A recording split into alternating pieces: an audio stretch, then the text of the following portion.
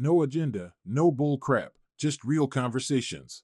Thank you for joining us for the Middle of the Street podcast. All right. So I guess we're live, Pops. We are, and welcome back, man. It's been a minute. Live in the city. It has. I was doing some movie making on Saturday, and on Thursday I went to the recording studio. So I've had a very creative week last week. So it was nice. And then Wednesday I got to golf. You took me golfing for your birthday. Oh yeah. So it was dope. Your 40th lap around the sun.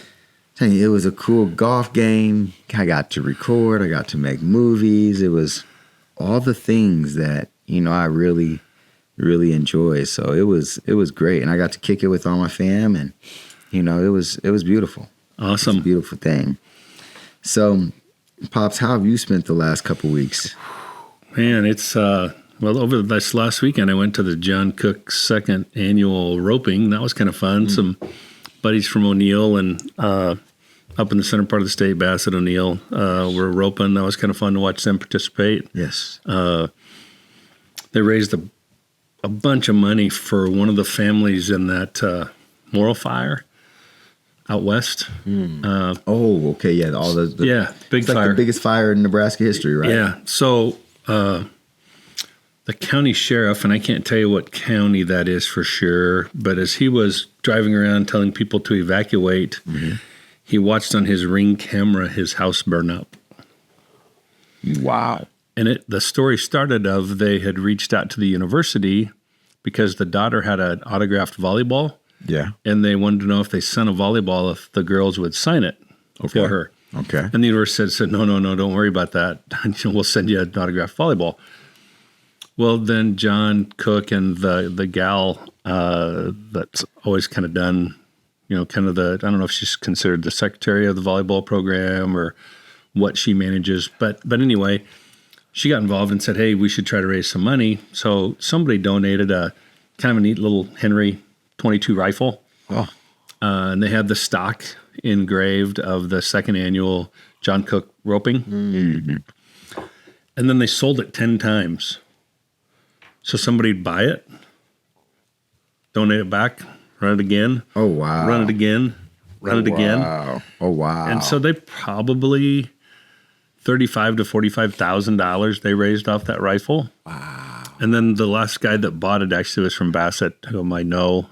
He bought it, and they just wanted to end it because it sold so many times. And he's like, no, just donate that to the family so that they have this as a memory. Oh, the rifle as well? Yeah. Wow. How cool. So kind of cool. That's cool. Well, it was just a really feel-good scenario. Yeah.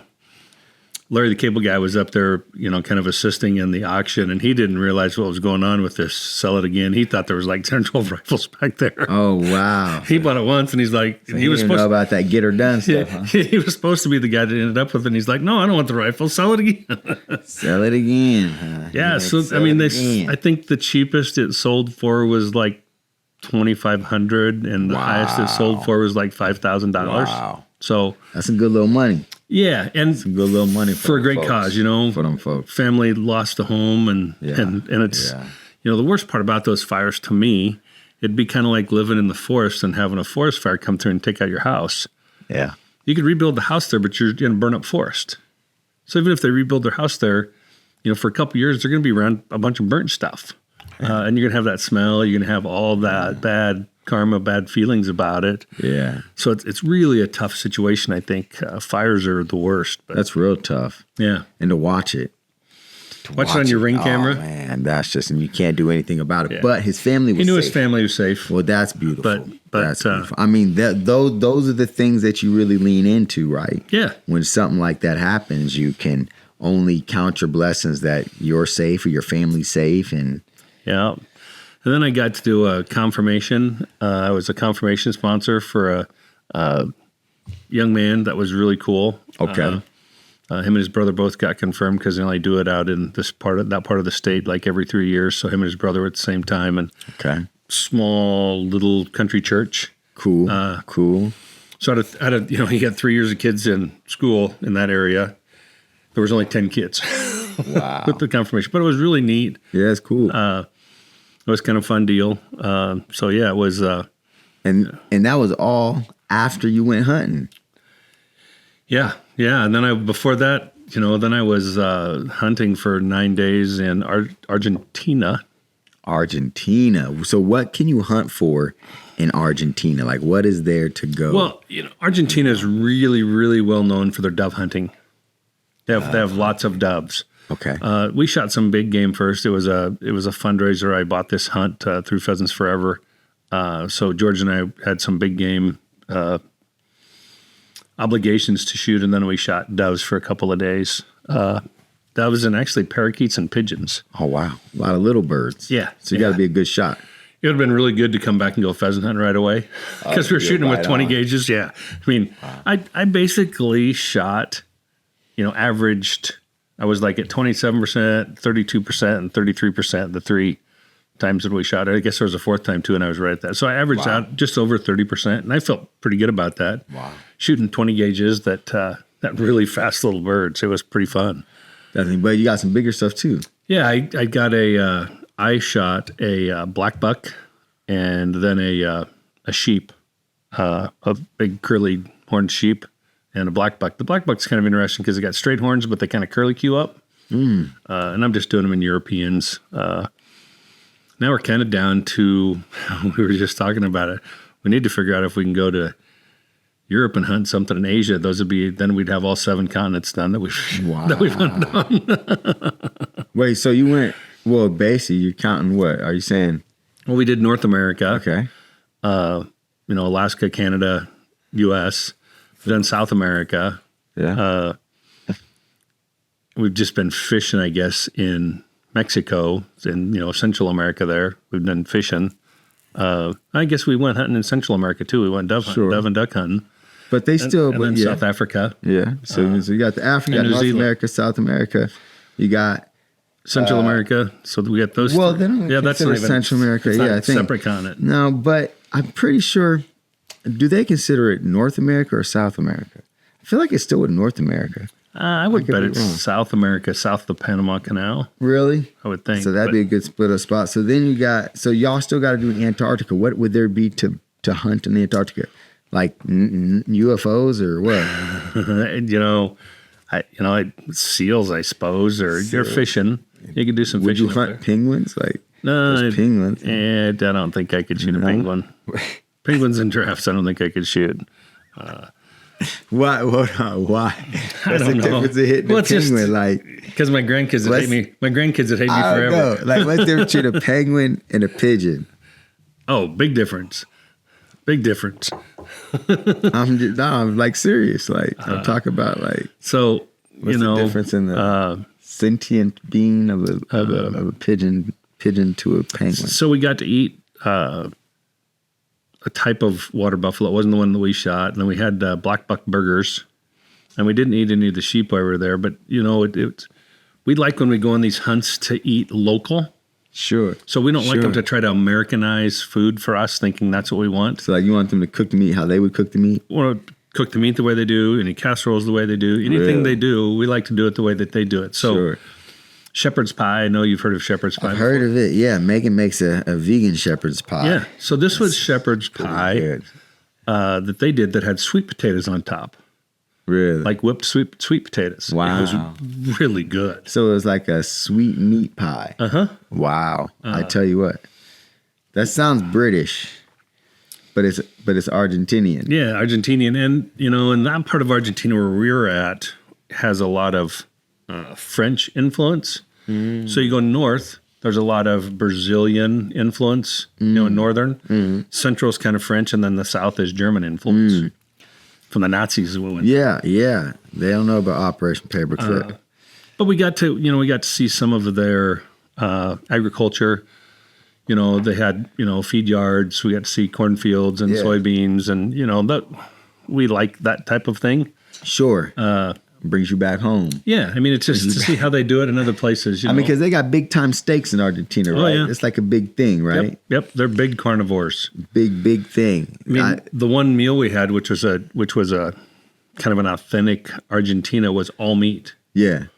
Just That's are they skinny over there it too? was only meat. Not A skinny, lot of but people I feel like that they're are in all shape. meat are like, They're in shape. thin. I Yeah. meant like thin, like, they're like, Yeah, not ready. everybody was thin. No, they weren't all athletically ready to go. No, not all of them. But it was interesting. Argentina they're not set up for tourists.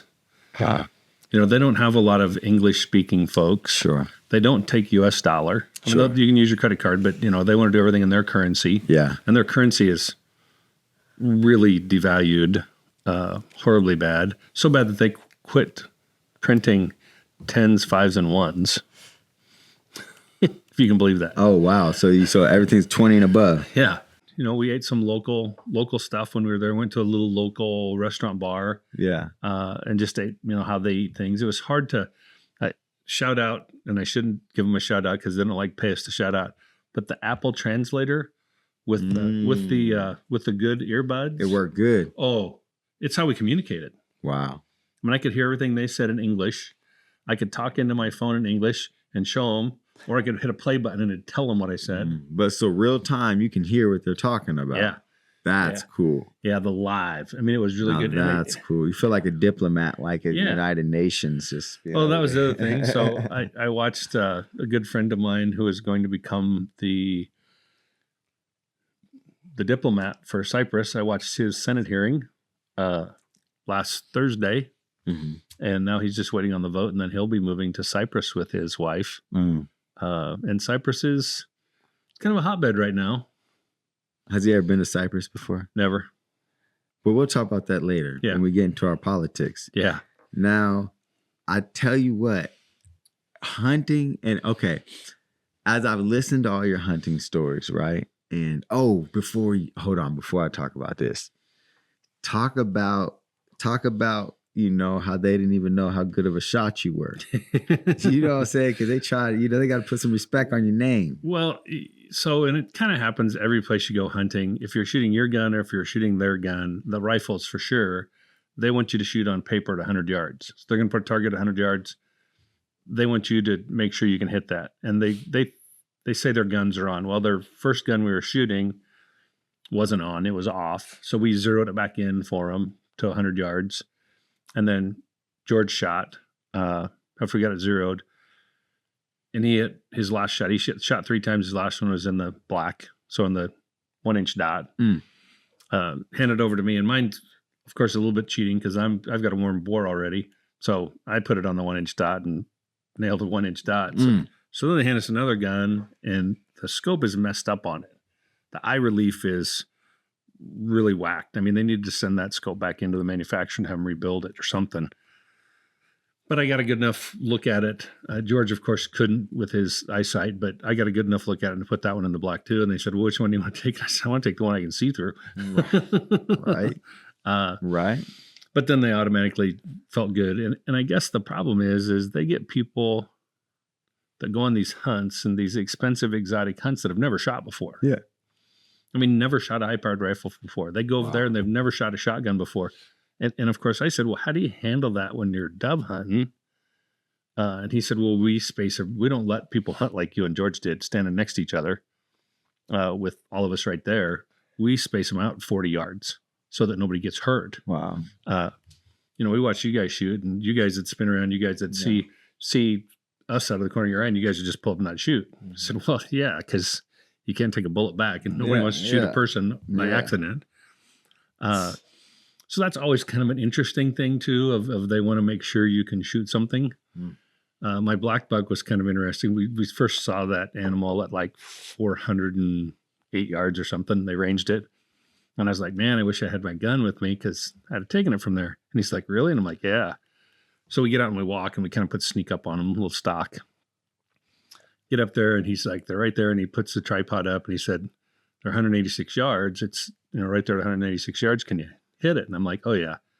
But the grass there, they had a really wet summer. So the grass was really high. So all I could really see was its head and about 5 inches of its neck, good through the scope. And so I shot and he said, you missed, you shot high, because he saw this big cloud. Well, I said, I didn't miss, it's dead right there. That big cloud you saw was the pollen coming off the grass when I hit it. And he's like, no, I think you missed. And I said, I'm pretty sure we're going to walk up there and the animal is going to be dead laying right there. I hit it right in the neck.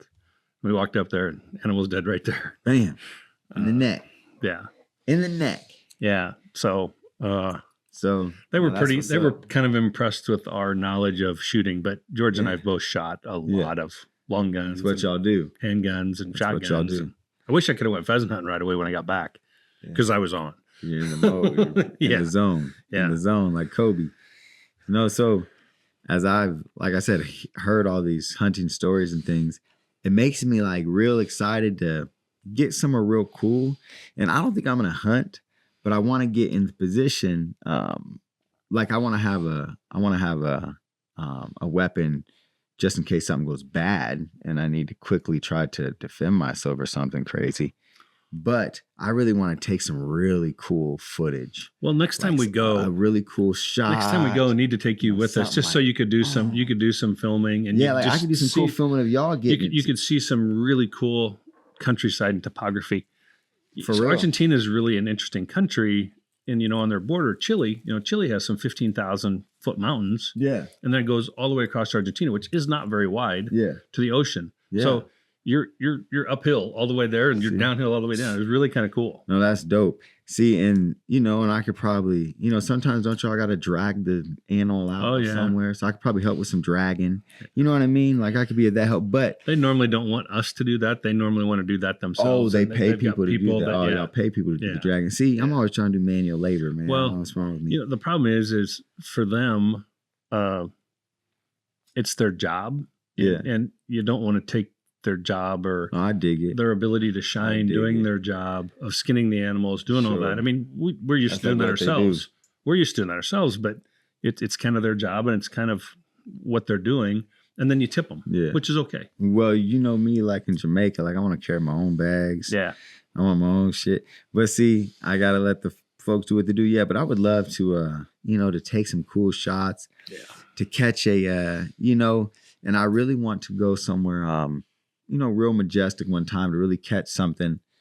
Like I would love to go into a rainforest and just catch some animals on camera.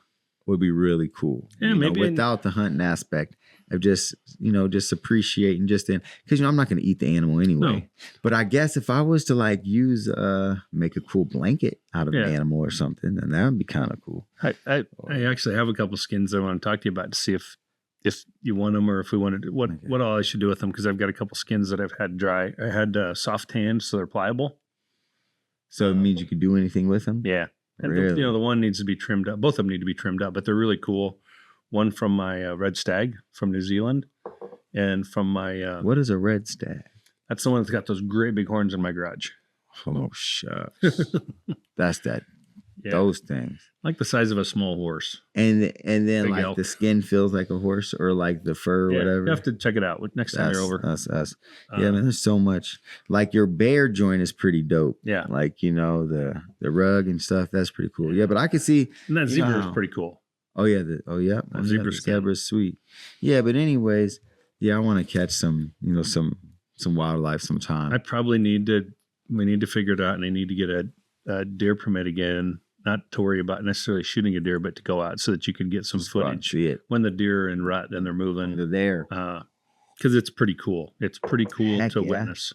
How cool would it be to so do people set up traps basically where what I mean is do they ever set out food to where the deer come and like eat something that they put out? Well, you can't. That's considered baiting or feeding them, and you can't. You can only do that up to like 2 or 3 weeks before the season starts. In Nebraska, anyway, those are the rules. I don't know the Okay. laws in other states, but like bear hunting in Canada, you're shooting them over barrels of.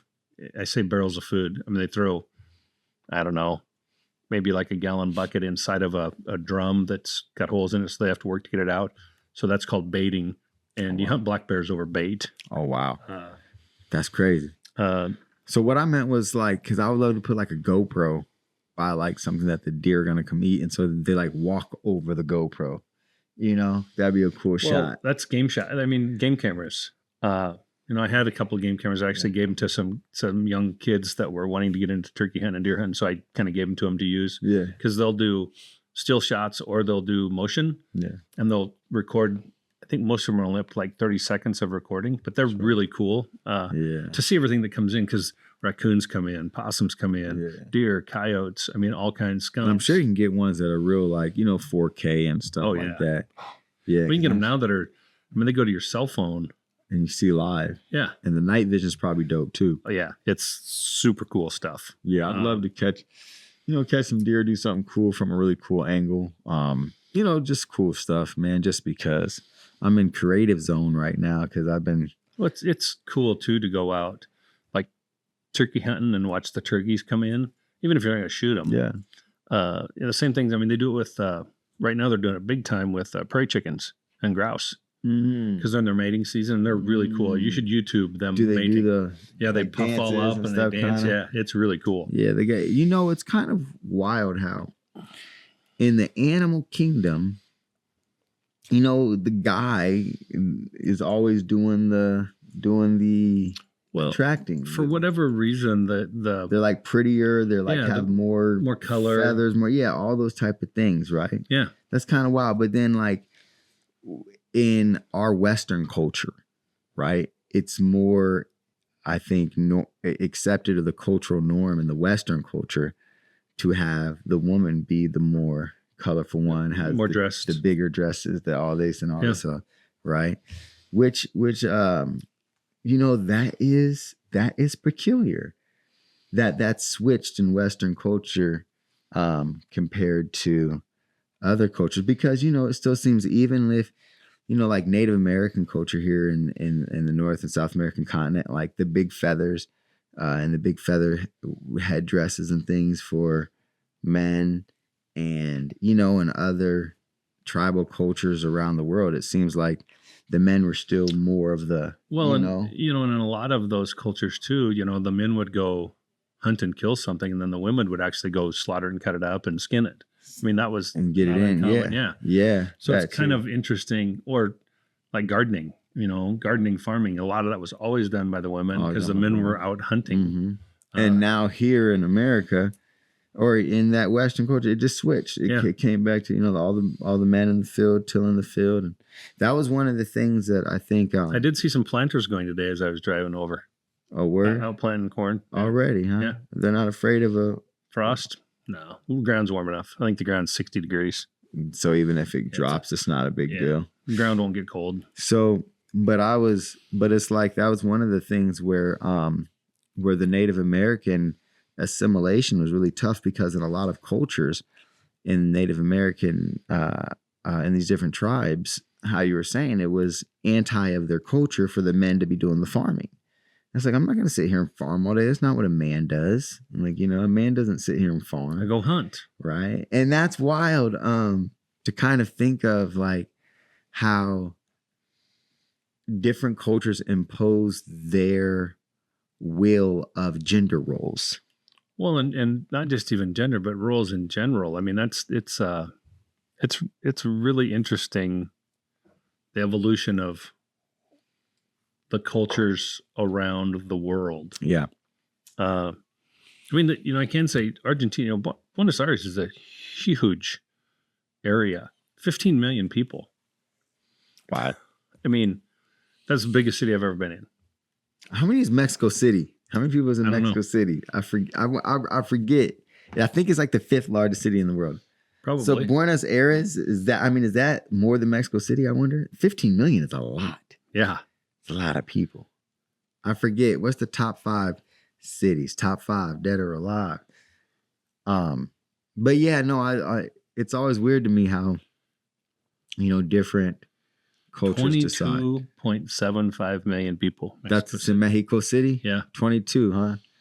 Almost that was a big 23. city. So that city was so big that if you wanted to have a car, I believe how it was they told me you have certain stickers or like certain numbers, or maybe it was a color, where you can drive Monday, Wednesday, Friday, then the other people can drive like Tuesday, Thursday, Saturday, Sunday, and then you switch.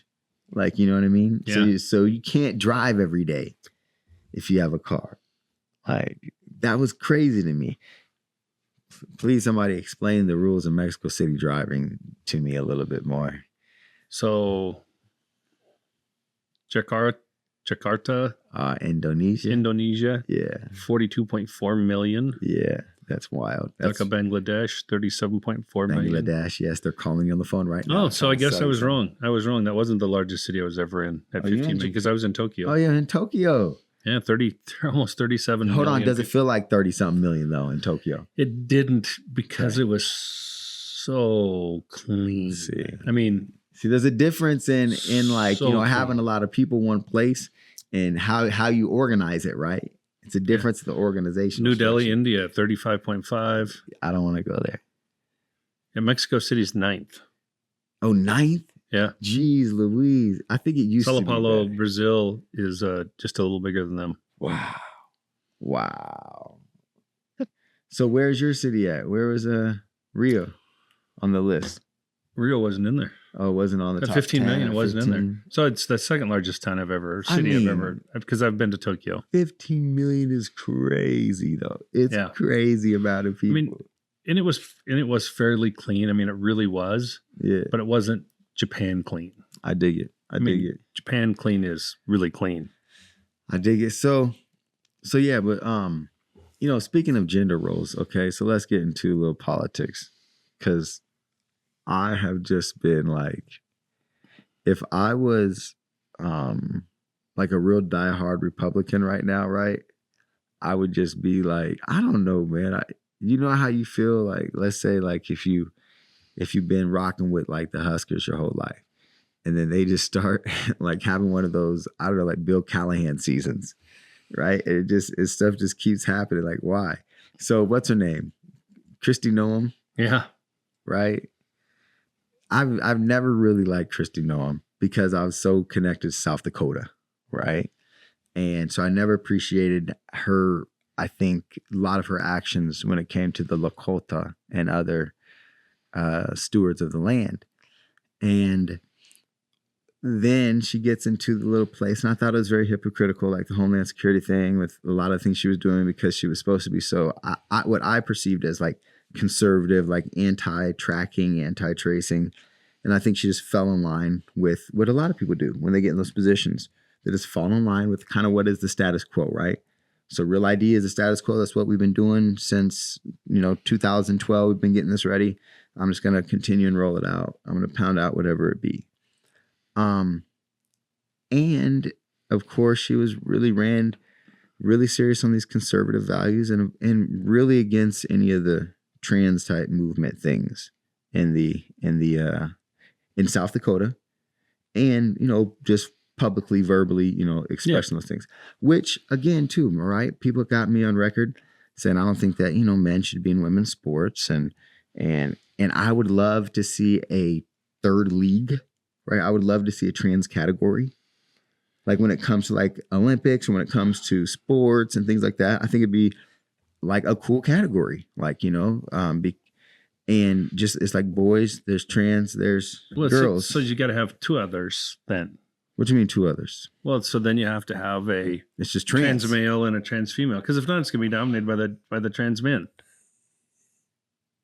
You're right. I mean, You're right, but it is what it is.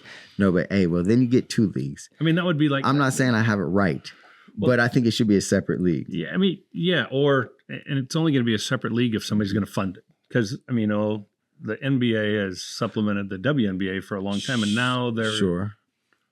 But I mean, I'm just talking about like for example, right? At my daughter's track meet. Okay, there's the boys, there's the girls, and then there's the trans. Bam. And it's like, I don't like girl power, trans power, boy power. I mean, I'm just saying, like, that's how I see it. Now, I'm not saying it's perfect. It's just my off the cuff idea that I'm always like, how come we just don't have a separate category? well, because then you're just going to have the boys that can't win, and the boys are going to go to the trans category, and any of the girls that are wanting to be trans are going to be able to keep up. I mean, just physically, Yeah. there's Then girls, there's biological difference There is. between boys and girls. there is. So then if you want to win, like if you want to win, basically, if you're a girl and you want to win, then beat the girls. Don't go trans and try to beat the boy trans. So that's what I said. That's just going to end up with just the Four boys leagues. trans, and Four or you got to leagues. do four. I Four mean, leagues. So, but however it goes, I just say that to say, right, that. you're just stirring shit up. But I just say that to say that, like, you know, I'm not one of those people that are totally on one side of things, right?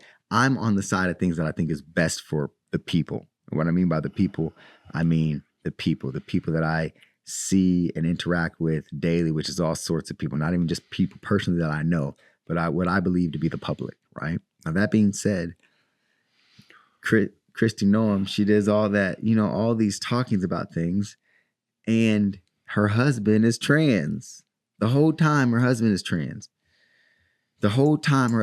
Now, peep this, right? That's what's reported anyway. I mean, I don't know him. Is for a you fact, right? Okay. And I haven't seen. Oh, you ain't seen the pictures? I haven't. Oh, Pop. I haven't. Well, Come on, man. You got to see the pictures. But so do you believe all the pictures you see on the internet these days with no, AI? I mean, but he admitted, like, Oh, he you know, did? he's going, yeah, Oh, man, I he's didn't. going to like sex therapy because, you know, he's a freak, right?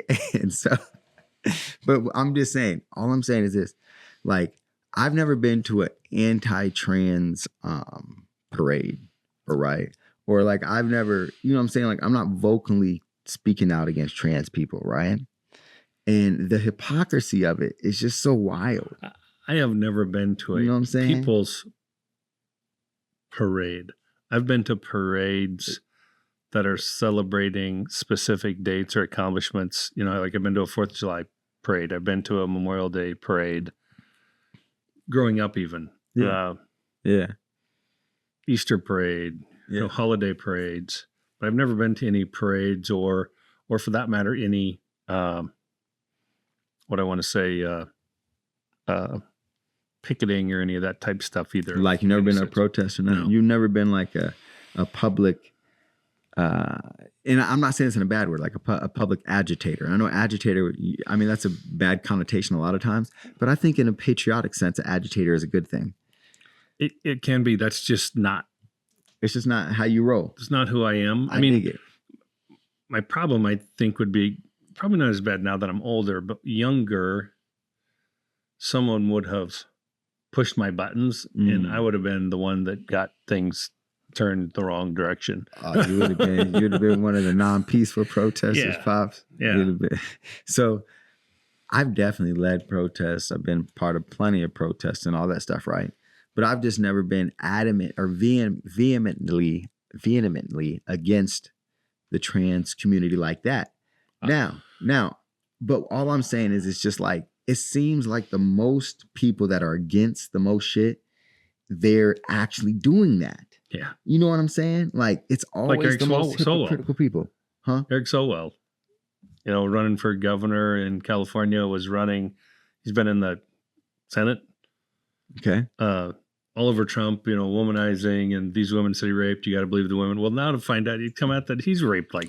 Oh, and they 40 threw him women. out real quick, didn't they? Well, he resigned. They didn't throw him out, because but he resigned, and but they gave him a lot of pressure. Oh yeah, to be like, he get bailed. up out of there, man. He You gotta get bailed. back. He bailed on the governor's race, and So that's one thing that I think that, you know, again, it's like, okay, so you find out somebody's bad, like, throw them away, right? Throw them away. Like Kristi Noem, throw away.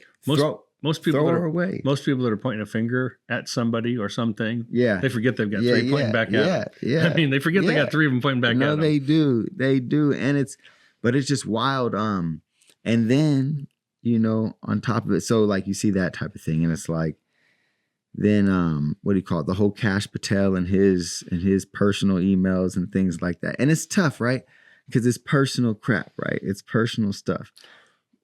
Well, But the thing is that we do hold politicians or leaders and those people in those type of situations, we hold them to a higher standard. And we always have, right? And what I mean by we always have is people get again, I always go back to Obama wore a tan suit and people went crazy, like crazy. Now, I'm not even like, I know people will talk about, you know, under his leadership, the Benghazi and these other things. I'll always talk about Gaddafi, you know, unjustly, you know, hurting Africa in that way. But again, what I'm saying is we are supposed to be, and we have historically held these people up to a higher standard, right? Like we're astonished or aghast that what's his name? Bill Clinton would do something like that in the Oval Office, right? And then we proved to ourselves that we really didn't care, right? Because he got elected again. And that's just kind of where the morals of the but that's country why I that hate when I see like the left being like, oh, you Yeah. know, Donald Trump is this and that, right?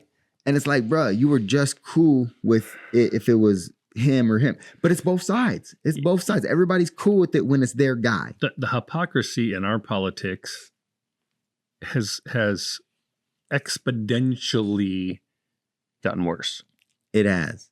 It definitely has. I think part of it is because we lost true news media.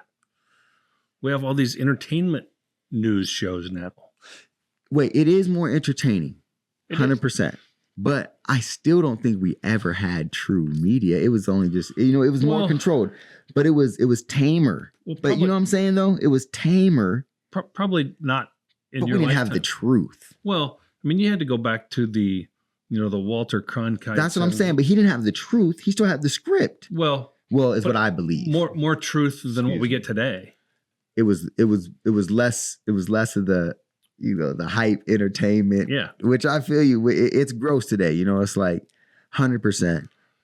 I have a hard time. I just don't watch news. I guess I don't know. I just don't watch news. And I do, but I have to watch basically the 4 I read and the little then crap and then do research as you do it to try to figure out what's really true. yeah. and I don't sometimes give it a that's rating. and sometimes that it's maybe only 70% that you can come away with. Okay, so all right, I have 70% of this I believe. The other 30% I don't. Well, I'm always thinking to myself, like, you know, and then I go to the deeper side. I'm like, oh wait, like what did Christy do? You know, like what did she do? She didn't follow along. Now you got to remember this, right? Christy Noem, she's the director of Homeland Defense or Homeland Security, right? Was okay. That's a very important piece of the government. Okay, actually, it's like the most important thing that Mr. Trump ran on was, again, securing the border, getting illegals out and all that. That was like the marquee thing. Okay, so the person that you got in charge of that, you know for a fact. Well, and when I say you know for a fact, Pops, I'm not saying you. I'm just in general. I'm just saying that the CIA, FBI, Kash Patel, and all of them, and all the intel that we have, you know that we know that her wife was a freak or her husband was a freak. Oh. Like, you know, all I'm saying, how long were they hiding this? Or here's what I'm trying to say, right? They know that this crap is happening, right? And they still say, okay, let's put her on. Like, that's crazy to me. Well, like, you know what I'm saying? But this didn't happen overnight. He didn't become No. a freak overnight. Like, no, but it's no different than it seems that the majority of people that end up in power end up with big skeletons hanging in their closet. I mean, that's, the one thing, Mike Pence. Mike Pence was the guy who said, no, I won't have dinner with you because it was a female. Okay. Unless my wife's present.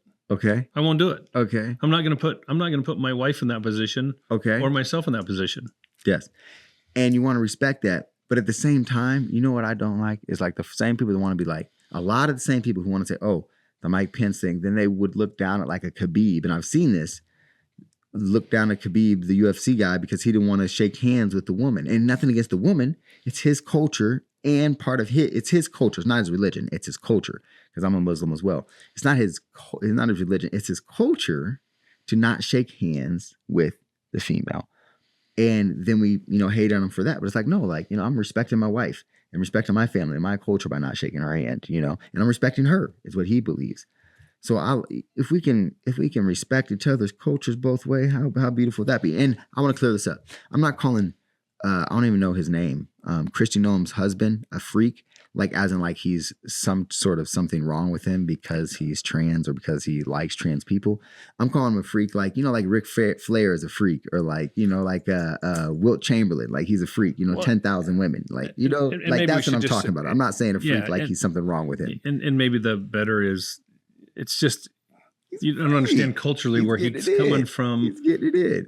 No, I understand where he's coming from. He's partying. He's having a good time. Yeah. I'm just saying, like, they were hating on that and then doing that, you know? Yeah. It's like saying I'm anti, for example, when we were in Jamaica, my wife and I at Sandals, we had a wonderful time at Sandals. And there was this ex-cop, right? And he was, well, there's this guy and he was smoking a joint. And he was smoking a joint. It was some weed. And he's smoking. And I was like, hey, you know, he's like introducing himself to me. He's like, yeah, man, can you believe it? I spent 30 years in the narcotics task force, you know, locking people up for this. Ha, ha, ha, ha, ha. And they were smoking. And I'm like, this fuck, he just, excuse me, I'm trying not to be cussing, darn it. I'm like, this guy just ruined lives after lives over lives, arresting people and putting people in jail for weed. And now he's over here indulging. But they do this job as if they got a higher morality. And now he's smoking. Like, that is the biggest hypocrisy in the world. Well, so, I mean, I guess I don't know if it's hypocrisy only because he was doing a job he was paid to do. He didn't have to do the job. He could have found a different job, but he was doing a job that he was paid to do. He didn't make the rules. And he's in Jamaica now where it's legal. So first thing, it's not legal in Jamaica. It's just... Oh, I thought it was legal. No, weed isn't legal. It's just bypassed, especially in the tourist sections where that's where they make the tourist money. And especially in the tourist sections where they make the money off of, you know, people that are primarily of a totally different background than them. Now, so that's the other thing. So he is breaking some sort of a law. Then secondly, again, the morality of, it's the same thing where we don't have to hold people accountable then for doing something unjust, right? Where, hey, look, it was the law for there to be discrimination. It was the law for me to go and kill, or excuse me, for me to go and put a Jewish person in a gas chamber. You know, in Germany. But that's what I'm saying. Like, when do we as humans get to say, hold on, just because it was your job or you got paid for something doesn't make it good? And then to be so hypocritical as to do this thing and ruin a person's life for it, and then to be smoking the same thing you ruin a person's life for and laughing about it. That's diabolical. I mean, like diabolical, like what the kids say, diabolical, like that's diabolical to me. You know, I think that lacks integrity, you know? He no doubt he lacks integrity as a person, but I know a lot of people lack integrity. Yeah, but I think that's our problem. You know, it's like we just like, and that's why we keep on getting bullcrap politicians, you know, because I feel like at some point we've looked past the people who have integrity. Well, like that's no longer a requirement for the job. No, and that hasn't been that way since the 60s. You know, maybe even the 50s, before I was alive. I mean, how do we get back to, I wouldn't, you know what I mean? Like, I wouldn't vote for a man that I wouldn't like, you know, like feel good about doing business with. Or I wouldn't feel good about making a partner, or, you know what I mean? Like that I wouldn't want to go out to dinner with. You might want to quit voting and just work for yourself or something. I'm just saying, like, I mean, for real though. But I haven't voted for someone recently that I can really, really think of that I don't think that I didn't believe was a good person. Yeah. Well, you know, the problem is with our politics, to me, every presidential cycle, well, since Obama, for sure, but even before that, most people had to vote for what either the party stood for, or they had to vote for the person because they didn't want the other person to win. You know what I mean? Mm-hmm. I mean, I think that's how Trump won both elections with large margin, because people didn't want Clinton, and they didn't want the Kamala Harris, and Yeah, and the Democrats I'm to laughing me, because I saw the joke the other day where like Trump's always said he's the best. He's the best. He's like, dude, you beat 2 girls. Like, Yeah. like well, but at the, I mean, you look at that's it a too. sexist joke. I mean, you look at it too of, you're just voting against the better of the two evils. I mean, it's See, the thing, and again, I know I'm the minority here in this way that I vote, but for the federal election for president of the United States, I voted for Dr. Cornel West. And I felt very, very good about my vote. I didn't feel like I was compromising anything. I didn't feel like I was compromising any of my morals or any of those things, right? But you knew it was kind of a wasted vote because you knew he wasn't going to win. I didn't think it was a wasted vote, right? And I prayed that he won, right? So I always think that, man, hopefully the world wakes up and there's a chance. But that being said, I was okay with having it on my conscience that I might be voting for someone who isn't going to win, but I know I didn't contribute to a lesser of two evils. Yeah. Now, like, how cool would it be if I could inspire millions of other people to not vote for a lesser of two evils, but instead for whom they really think that is it? And now if there is not a candidate out there that they don't think that they truly would feel comfortable literally like having them as a brother-in-law, then why vote for that person? Like, I think that there's a lot of strength in holding on to your vote. I'm going back to that on brother-in-law or son-in-law. I can't think of anybody in my lifetime that I would want. Okay, a couple people you might. Okay, Wesley Clark. You remember Wesley Clark? Okay, that actually became president, though, is what I'm saying. No, I feel you, but someone that you could have voted for. I'm saying that someone that was a legitimate candidate, right? Okay, so I'm gonna throw out Wesley Clark. People eat me up for it if you want to, but he had his faults. Of course, he was a war general, right? And I think that he was one of those people that wanted to make amends for some of the ills that he did in war and turn us into a non-warring state. You know what I mean? And he had a lot of common sense things. But anyways, he was the type of person that I thought of integrity that, again, where it's like, oh, you would be okay with having him as a brother-in-law. Right? Yeah. I mean, so the second, I think Trump, I only voted for him once in the primary. I don't even know if I voted for him in the primary at all. Mm-hmm. He ran the first time. I liked Ben Carson.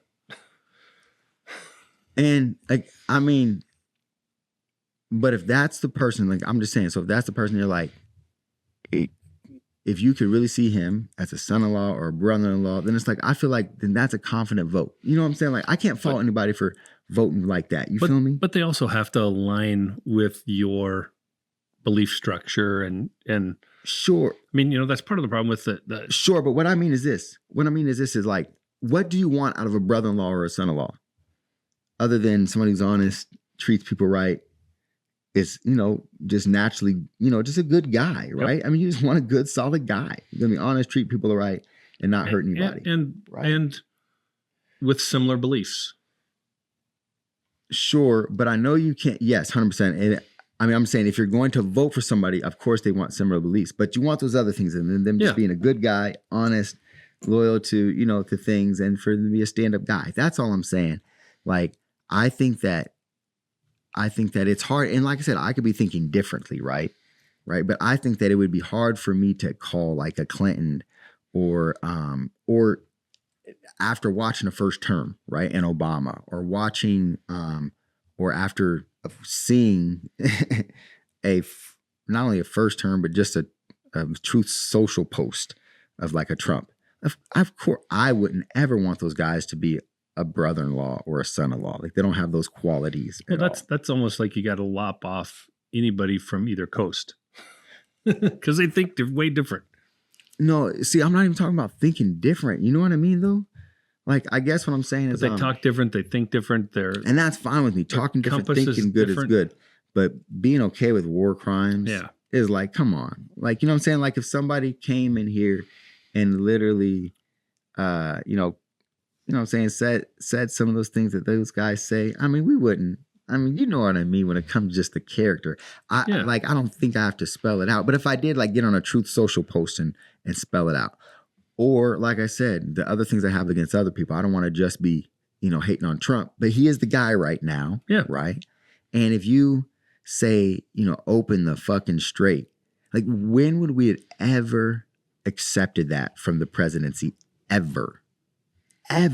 Well, it's not as an address to the populace. But even if you go back, the address to the populace over black people, and presidents were saying stuff, you know, prior to segregation and prior to stuff, you know. I mean, sure, we have pretty gross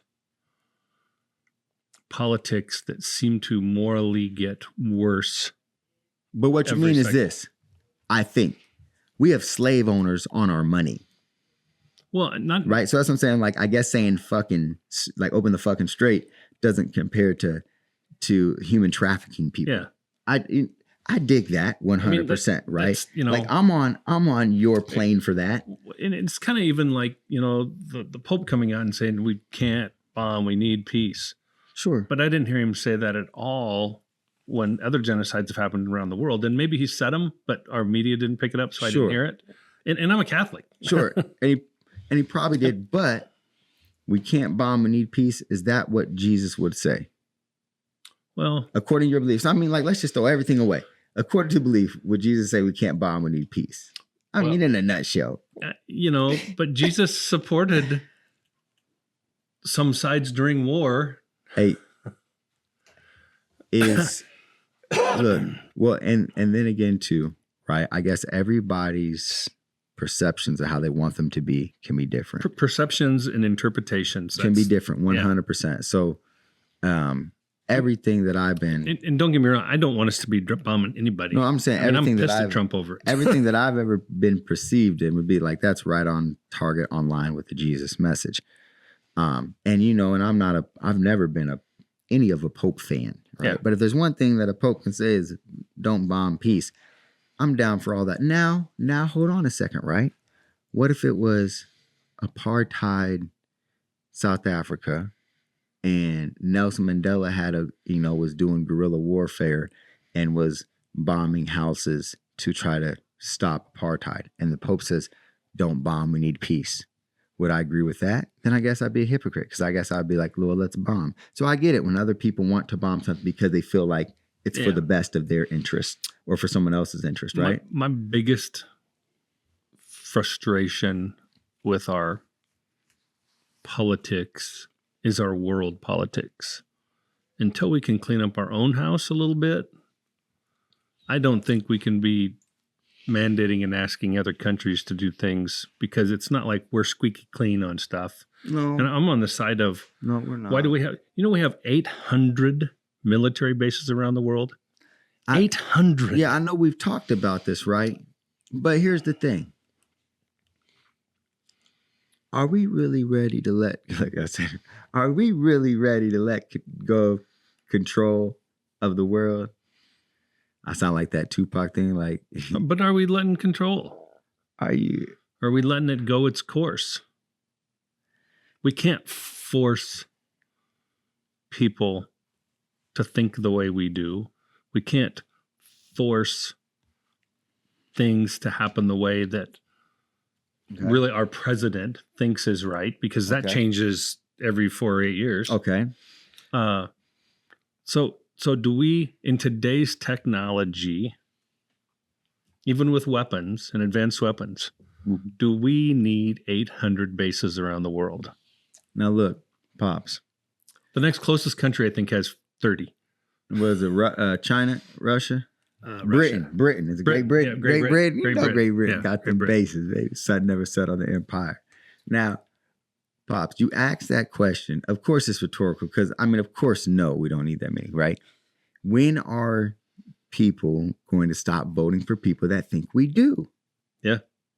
That's what it comes down to, right? Now, again, Pops, when are we going to separate the military-industrial complex in our economy from being the base of how the states make money? Because as soon as you stop those bases, and as soon as you stop this war machine, you stop Missouri and Arkansas and Illinois and Nebraska and all these places that make what? Plane and missile parts and gun parts and tank parts, and you know what I'm saying? Yeah. So I dig it, right? The economy war machine is there. So I understand the underlying of why, because then what I'm talking about when I say, are we ready to give up America? It's what, what the Honorable Elijah Muhammad would say, like the empire is going to end at some point, but are you ready for it to end? Right? Because when that empire ends, Pops, it's something different, right? And I love my children. I want them to be in a stable nation, a stable country. Russia is actually tied with Great Britain with 30? 13. 13? Goodness 13. Gracious. To 800. Well, that's why we're the best military in the world. Shout out to the troops. Well, but seriously though, when are we going to be okay with that's a drastic economic change, Pop? It is and it isn't. I mean, we can stockpile those same weaponries and people in our country, or in, let's just say we're going to cut it in half, 400. But don't you cut down, like when you do that, right? I just have to believe it cuts down half of, some money flowing. You know what I'm saying? The money's going somewhere, doing something. I mean, it's just a major change. Now, I'm all for the change, right? I would go down to 13 in a heartbeat. I'm all for the change. It's just, are you ready? Are you really ready for that type of revolutionary change, right? Now, look, I don't want to let Mr. Trump off the hook so easy. I don't think he should be off the hook. Big Trump. I know that, and I know I feel silly for doing this, right? Because I know that the bigger issue here is that innocent people are being killed, right? I know that that's the bigger issue, okay? And I know it's happening all around the world, all right? But I'm just saying, as a normalcy for the country, right? For us, you know how we work off a cultural or social norm, right? Are we making a new norm for the country, a new social norm for the country? You know how we've got way less casual, right? I'm one of the last, what do they call it? Formal attire for work. Right. One of the last brothers that still likes to be formal. And I think it's just because some of my heroes were just formal and I just like to look like them, right? That being said, are we getting to a point in our society where we can just say whatever the hell we want with no repercussion? No. Is that how it's supposed to be? Well, so let's take one step back. It's not, because I believe in honesty and truth, and telling what you feel. Mm-hmm. Now, do we need to be using profanity with that? Mm-hmm. Do we need to be elevating our voice when we do that? No, I don't think we need to. Mm-hmm. But at the same time, we can't be the largest debtor nation and also the world's police. Mm-hmm. Our children and grandchildren cannot pay for it. Mm-hmm. So if we don't start making some tough choices sooner than later, and let's face it, if we had 2 bases instead of 14 in Europe, we could still strategically get around. And those other countries have bases that I'm sure if they're at war, they would allow us, if we were going to help them, they would allow us to land at those strips and to do those things and to drop munitions there for backups. Basically, all these are unnecessary. So many of these are unnecessary. We had 0 bases. We had 0 bases in Europe pre-World War II. Yeah. And we kicked Germany's ass. Partially because of Russia. A lot because of her. He said give Russia his credit. Yeah. But what about World War I? Didn't we do a lot in World War I? We did. But we didn't have a bunch of bases over there. Right. It just, we were even fighting everywhere. Yeah. So in this last deal with Iran and okay, so NATO, it wasn't their war, as they said. But they said, hey, we don't want you to use your base in Spain. You can't use your base in England. You can't use your base in these places because this is not to take off from? Yeah. Really? Or land and refuel and do that. So I'm saying, well, why the hell do we have them there? Only for Russia. Well, but I'm just saying, like, that's what I'm just saying. Russia's a long ways it's from only for Russia. They're That's a long why. ways to attack in the U.S. But that's the only reason why. except across the Bering Strait in Alaska. That's the only thing that the European countries want us there for is Russia, right? Well, in China, Oh, China. you want it for any big bad boy that's going to come get them. Sure. I mean, sure. Is Europe a good first warning? Especially when you get up into the Finland and up in there, are they a good first warning of if they launch nuclears? Absolutely. They're a great first warning for us. They kind of want to be first warning for us so that when we fire back, we don't fire at Europe. You know? 100%. No, I dig it.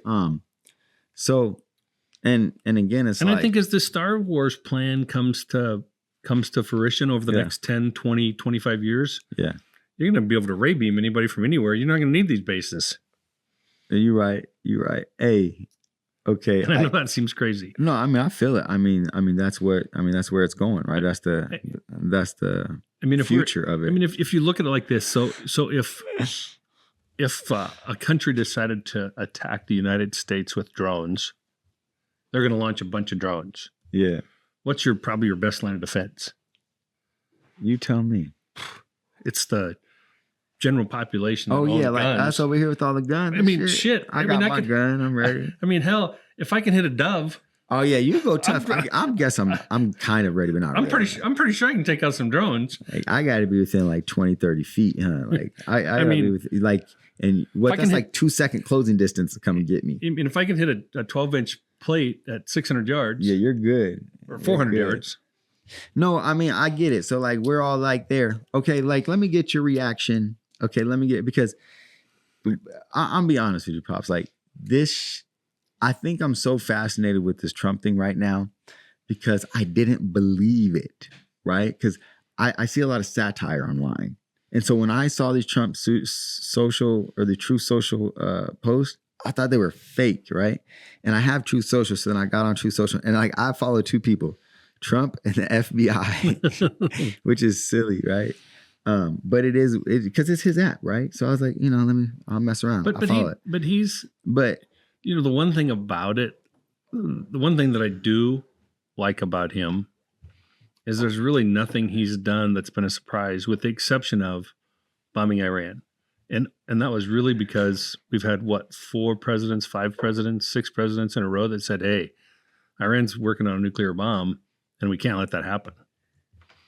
Sure. But then, let's get into all the things that it got done, that happened with all that in just a second. What did you think, right? I want to know from as a Catholic that goes to your cathedral, Go to daily 7 mass. days a week, like, you know what I'm saying? 6, like, but yeah. like, what goes, what do you think when you see that on Easter Sunday? Like from the president of the United States, when that type of My honest gut reaction is I was not the least bit surprised that Trump said it. really? Because that's just how blatant and vulgar of person he can be. I mean, he the one thing that I have to say about him, with the exception of when he's running for election, after that, I don't think he really cares what anybody thinks about him. I don't think he gives a flying anything about what people say about him. Is he going to fight back? Yeah, that's just because that's his nature. His nature is not to bite his tongue. I bet his tongue has never been bitten. So, but like as like a, what I'm saying, just as a message to the country, right? I mean, it's no different than his message to Iran. If you don't do this, we're going to bomb the hell out of you. But my thing is, I guess what I'm saying is, at what point does the disrespect become, I'm not even talking about defensible, but just non-acceptable? Well, I like don't. What I mean by the disrespect, I'm talking about millions of people that this is a true devout holiday where they believe that their savior raised He's resurrected. Now I know that it's, different on the different moons and all this, and there's whatever history you want to get to it. Like, don't get me started on history of religion. Second largest religion in the world. Like, and don't get me started on history of celebrations or all this. Yep. But I'm just saying, these people take this devoutly, right? I seen that as just like total disrespect to be throwing a message out there like that on Easter Sunday. Like, bro, like that shit can't wait till tomorrow. Like, how disrespectful it is to not only that, but millions of people that voted for you to do that on all I'm saying is when would any voters have accepted that out of any other candidate other than Trump? I'm talking about any other. Like, Bush couldn't have got it. I know the towers, don't get me started. Bush couldn't have got away with saying something like that. Well, but like it's just wild to me. But that was a long time ago. I mean, look at how much our culture has changed since Ronald Reagan, Bush the Elder, Bush the Younger. Look at how much our culture has changed. I think that a lot of the same folks that how would have Bush put that message out when he was? I guess what I'm saying is this, right? I see people. Bush was said Happy Easter or Happy Holy Easter, but what I'm saying, how would he have said it?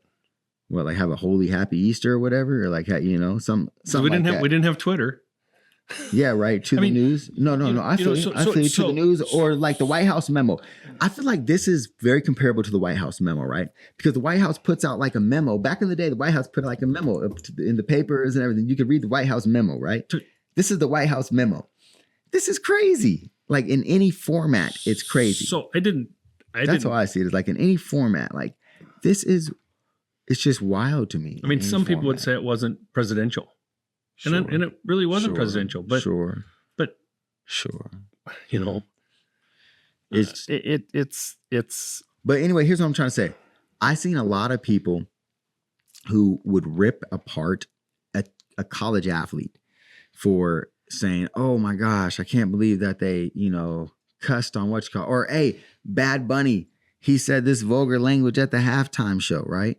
Bad Bunny is an effing entertainer, right? Who is not in charge of anything in the world. All he does, literally, I'm serious. I don't know Bad Bunny like that, but I guess I don't know him for his activism stuff. All he does is sing and dance, right? I'm not hating on him for that. I think he could be a wonderful performer.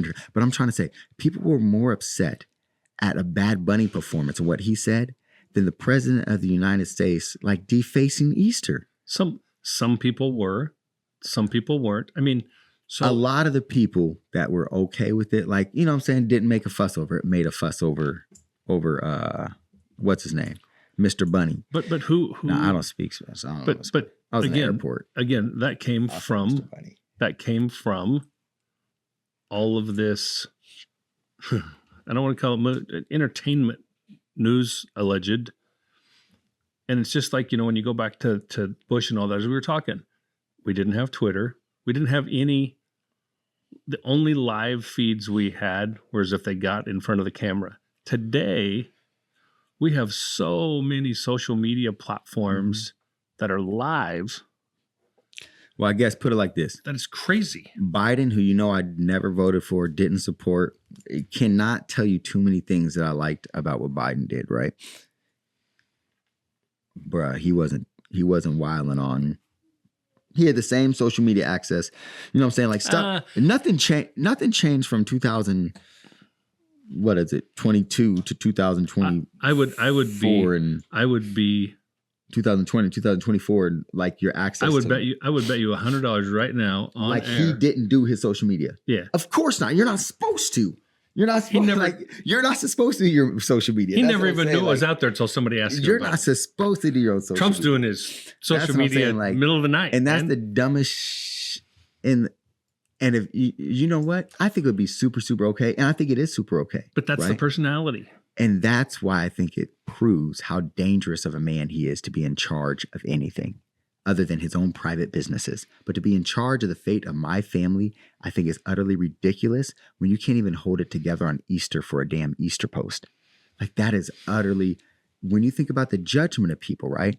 I don't think that, and I don't know. And it's a lame duck I'm saying, politician. I don't think that you would ever even hire a guy like that. You look at No. his social media, be like, you think you're going to come and work for my company and be in charge of I a wouldn't. pipe bursting or something, right? And so that's what I mean. Like, if I couldn't accept a person to come and even work for my company, like I wouldn't put him in charge of my social media company. But that being said, how would I be okay with him in charge as the president? That's what I think is wild.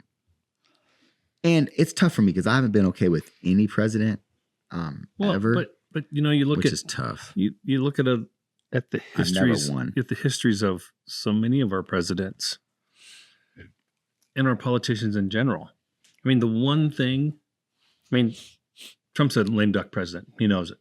He knows he can't run for a third term. He keeps poking everybody about it just because he can make them pissed off, and he loves baiting people. I mean, What type of person is president who loves baiting people? Like, that's just, I'm just saying, like, this is high school. but that's who he is, And that's crazy to me that that's acceptable. that's who Like he is. that, we cannot, it's weird to me that we came to a point as a country where that is acceptable. So No, hold on, I have to take that back. Because again, you pointed out a very good thing, Ishma. Remember, like you had human traffickers who were president. So don't try to act like this is the worst it's been. yeah, I mean, It isn't. But it's just like, but some of it's where we've went in society. I mean, we're now, I think, in fact, I just saw this. So we have the highest divorce rate, I think, in the world of man divorcing woman. Like 85% of it, women have filed for the divorce. sure. You know what's the most secure is in the world for lack of divorce? Man marrying a man. Yeah, I heard that. No, I heard that. I heard that because dudes is like, oh, what, you want to go fish? Bet. Like, I definitely heard that. And you know what's the highest rate of divorce? Women. Yeah. I've heard that too. Sorry. Yeah. Look, we talked all that shit. So and when that's you, what we're so gonna when, get so when in you, trouble but you, when you look at I- this, I- where we're at as a society for. I today, said, so what you trying to say? Like, Well, where does that get? and I'm not bashing women, and I've been Hold on, married what for does a that long have to do time. with anything? But you know, I'm just talking about, you know, where we're at morally and where we have digressed to as a country with things.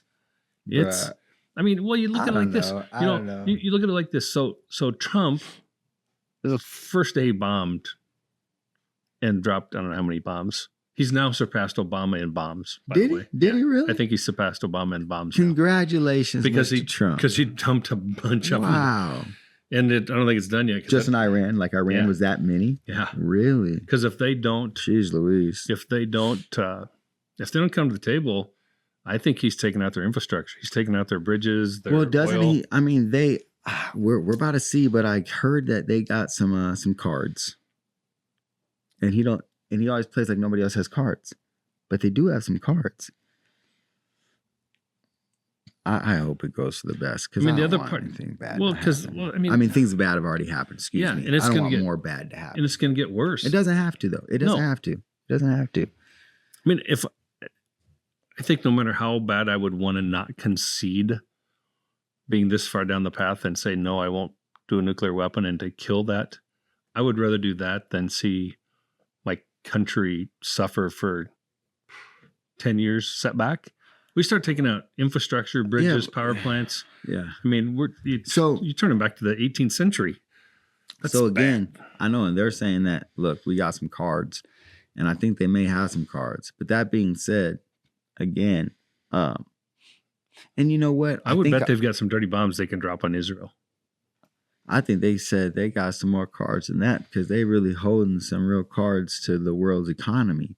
But what I wanted to say was I really want to do some more research and come back and talk about Iran, the war, because I think that it would be really interesting to see the actual, from doing some real research, which I know you're really good at too. If you do We some, can see the research on how far along actually a nuclear access of a weapon was. But if there really were even developing that, what type of inspections were happening? Where weren't they happening? You know, what was the real, because we get a lot of different Well- conflicting things, well, right? we know they were allowing inspections to specific facilities that were enriching uranium. The same people said that they were not developing a long-range missile, although they fired one, and so we know that they actually were developing it. So and if you go back and look at Iran in the 60s and 70s, up until about 77, I think is when. Before America helped the coup. No, it was when they had their own coup that America aided. I mean, this was all CIA. I'm sure we did. No, I mean, that's what I'm saying. Like, Iran is in the spot it is now because we didn't like that their old supreme leader was essentially going to just fall right in line with the communism that we didn't want them to. So we got another dude that came, brought about the same thing, but he just was played better with us. Like, it just is what it is. We're always, with our regime change, it never works. And the people that we end up funding from before, we end up fighting in the future. It's always like that with America, but it's what we do. So it's what we do. From the 50s through the 70s, Iran was real liberal. They were a democracy. Yeah, real liberal. Yeah. But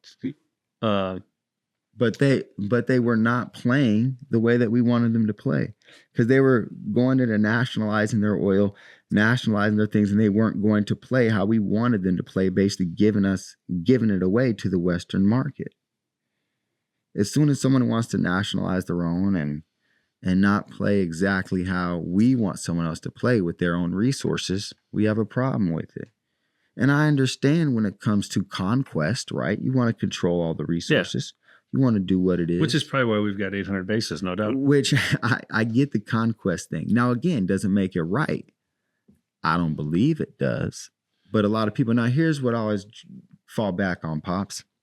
For 77 years, they had a pretty solid democracy that fell in the 70s. Yeah.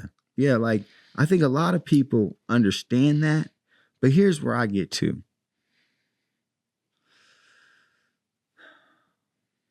When it comes to nations, and I just try to look at this very objectively, it's like, where the facts lie, okay? When it comes to nation on nation violence, genocides, nation on nation conquest, who has the track record of doing that? It isn't Iran. It just isn't. I mean, the U.S. has tried to do but what I mean by this, but what I mean by this is, I just don't understand why so many people think that we have the moral upend to say who can and can't have weapons when we have them and we're the only people that have used them. Or we say, you know what, you can't have nuclear power because we think you may do nuclear weapons with it. And we have to come and inspect it. I think nuclear power has been fine all along, because that's like 6% enrichment or 10% enrichment. It's a long ways from weapon grade. Well, that's what they always say that they're doing. But they claim that we have even put hindrances on them doing that through the programs. They said that they were claim whatever. They said they were at 60%. They told the U.S. that they were at 60% enrichment, and then it was buried and continuing to enrich in the rocks over there. And again, like, if they're making a bomb, right? Again, to me, it's like, I get it. People are afraid. I just don't understand what gives us the authority to tell people they can or can't, other than we have military superiority, right? That's what gives us the authority. Well, right? and it's not just the U.S. that said, no, you can't have a nuclear weapon. Okay. I mean, it's been everybody except Russia and China primarily. Well, but when we say everybody, right? Except Russia and China, who is the all country leaders? But who are those countries? We're talking about only the European nations. We're not talking about African nations. We're not talking about Japan. I don't know about African nations for sure, but Japan doesn't want them to have it. Okay. South Korea doesn't. India doesn't. I mean, there's lots of other countries that don't want them to have nuclear And this weapons. is why I would love to come back, because I don't have the facts off the top of my head. And those very well, all those countries. I have more time to read than you. I need to make more time, right? Because we make time for what's important to us. I need to make more time to research more things that I want to talk about, especially. And I really would love to see a list of who is for and who is against. Because again, it's just real weird to me that, and I've heard this, but I don't know this for a fact, right? And this is another thing I want to research, come back next time. But is it true that Israel doesn't have to have their nuclear sites inspected? I heard that there's no inspectors that go and inspect what Israel's doing and making. I think they have nuclear weapons. Yeah, they have I think we've given them to them. But what I'm saying is every country that has nuclear weapons, they have to let, the UN Charter is supposed to let inspectors in so they can keep a count on them, keep them where they at, know what they're, you know what I'm saying, make sure everything's kosher, right? No pun intended. But I don't think they come and inspect ours. that's part of the thing. I would love to come back and research that, because that's what I've just read very vaguely, which like I said, I'll admit I didn't research it. But Israel's the only spot that doesn't get. I don't think Russia gets inspected either. And I think that that's part of our deal. Yeah. Is that Russian American? That's why we always have that number really good about how many they have and we have. That's because we have a bilateral agreement that has nothing to do with the other countries. And so I'd like to see that, because I've heard that they're the only spot that doesn't get inspected. You know what I'm saying? But however it goes, again, it just takes me back to, it's just weird to me that that we think that they're inherently going to blow up the whole world, right? But I don't know. They just haven't blown up the whole world in the past. They haven't, you know what I'm saying? Like, they haven't done these things. And then a lot of people, I think, are going to say, well, Ishma, they're very serious about their, they sponsor terrorism, right? They'll say they're sponsors of terrorism around the world. They sponsor Hezbollah, or they sponsor these and other people and other things. And again, to me, perception is always really tough on these things, right? Because, if you lived in Afghanistan from 2001 to 2023 or something, who were the terrorists? Well, go back further, because before that was Russia for 20 years. Well, yeah, and then we did our thing with the UN does not inspect U.S. nuclear weapons. U.S. nuclear weapons. Do they inspect the other joints that you know of? What I've heard is they inspect everybody except for Israel. But maybe that's not just as true of it. But like Charlie Wilson's war, that's what I was going to say. Your boy Charlie Wilson. Tom Hanks did a heck of a job on that movie, right? But seriously, perception of who the terrorist is, who's bringing terror to a space is always who the terror is, being applied against, right? So, I mean, it's just tough for me that we get to decide, who's good and who's bad, when it seems like in our judgment through the past, we haven't been very good. What I mean by we, I mean like American choosing a side. Like, we haven't been the best judgment of who's good and who's bad. They only inspect 5: Belgium, Germany, Italy, Netherlands, and Turkey. Well, who's inspecting Iran? They were in Obama's era. That's like the World Nuclear Arms. So who does the World Nuclear? I wonder who it is. So I can't think of the name of that acronym. Like I said, I'm going to bring some actual research next time with which bodies inspect things and who gets inspected or whatnot. But again, it's just weird to me that that we get inspected, or excuse me, that we just get to decide who gets a bomb and who doesn't. You know what I mean? And I know you're probably thinking safety, right? We want to make sure everybody's safe, or that the world isn't going to get blown up or torn to smithereens. I don't know. I guess I've seen no evidence from Iran that they're trying to blow up the whole world. And please comment and tell me how I'm wrong. Well, they were killing a lot of their own people.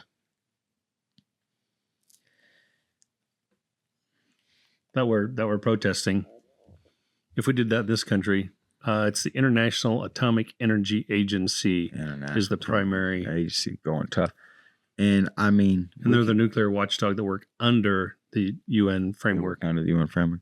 So, and if we want to talk about nations that kill their own people, I mean, we could talk about a lot of protests here from Kent State and on that we don't even talk about that have had, lots of people dying. But then, what do you call it? What was crazy was a lot of people I've heard bring up Saudi Arabia always.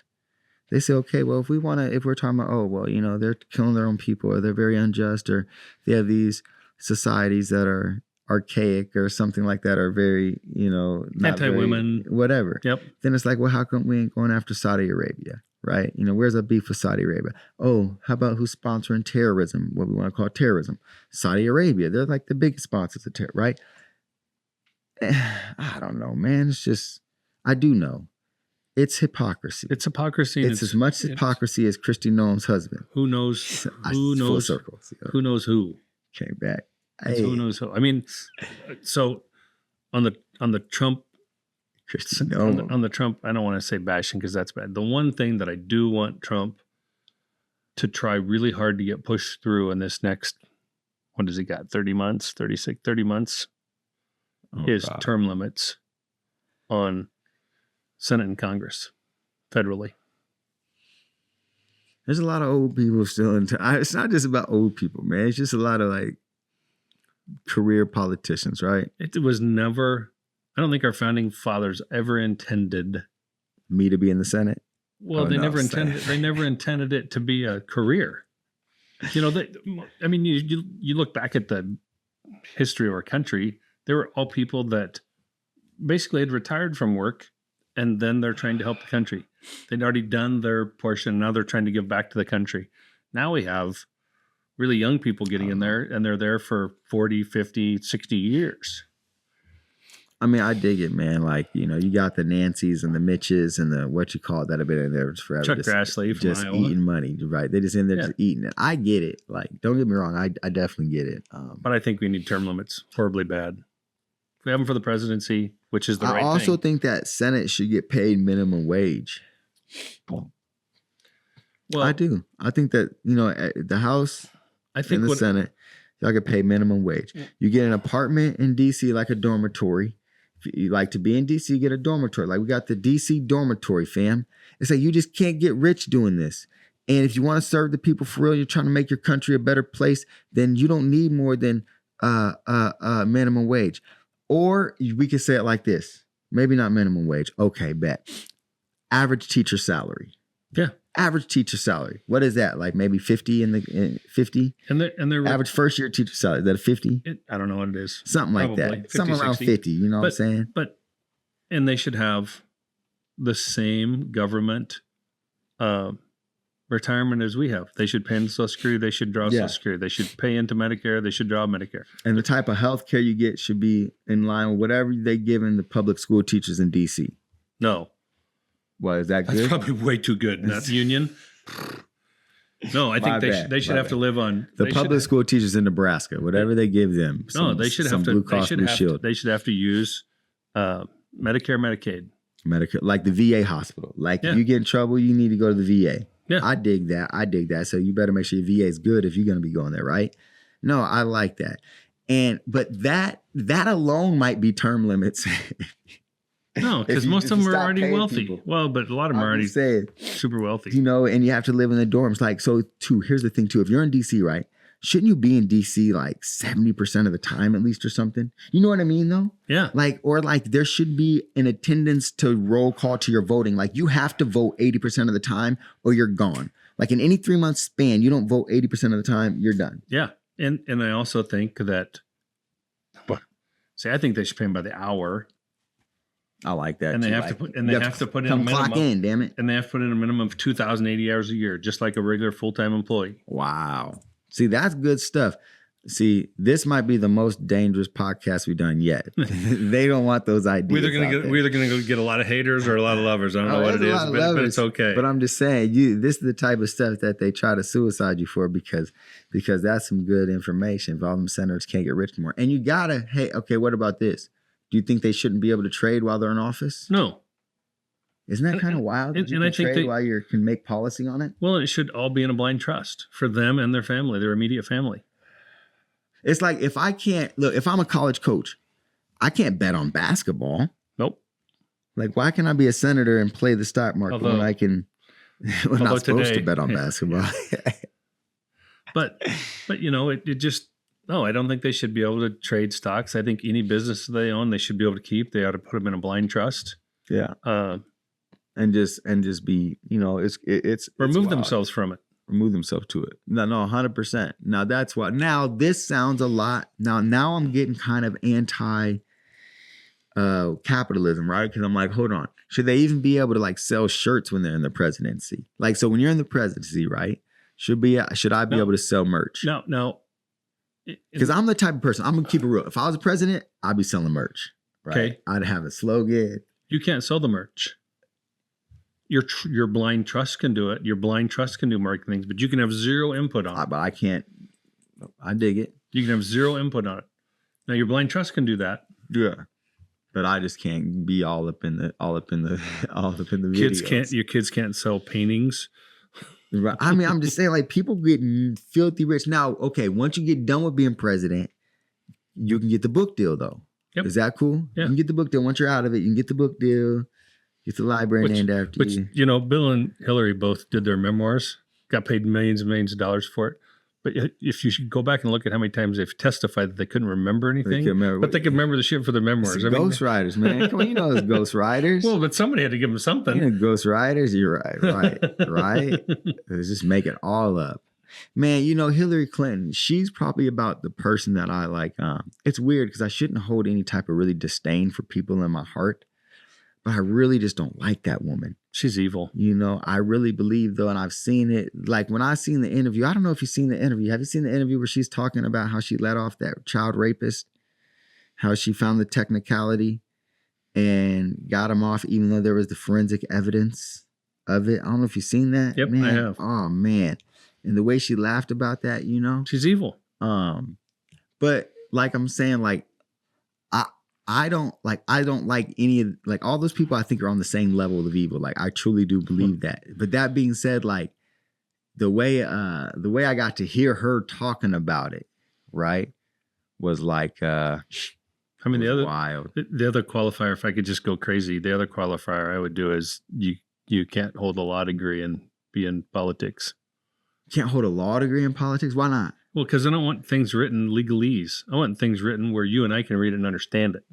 I dig we, it. The American people, can read it and understand it. I dig it. You know, that's one of the things that was so dope about Huey P. Newton and Bobby Seale. When they made the Black Panther Party for self-defense, they made the 10-point plan. They said, we don't want this to be legal mumbo jumbo where the regular people can't understand it. He's like, we want to put this in language where everybody can clearly understand exactly what we're saying. Right? He says, I want a third grader to be able to understand this, right? How cool would it be if our laws were a few paragraphs? If the tax code was 10 pages? I don't. It doesn't need to be 10? I'm still. And like, does it need to be 10, Pops? Dude, national sales tax, be done with it. National sales tax. And be done with it.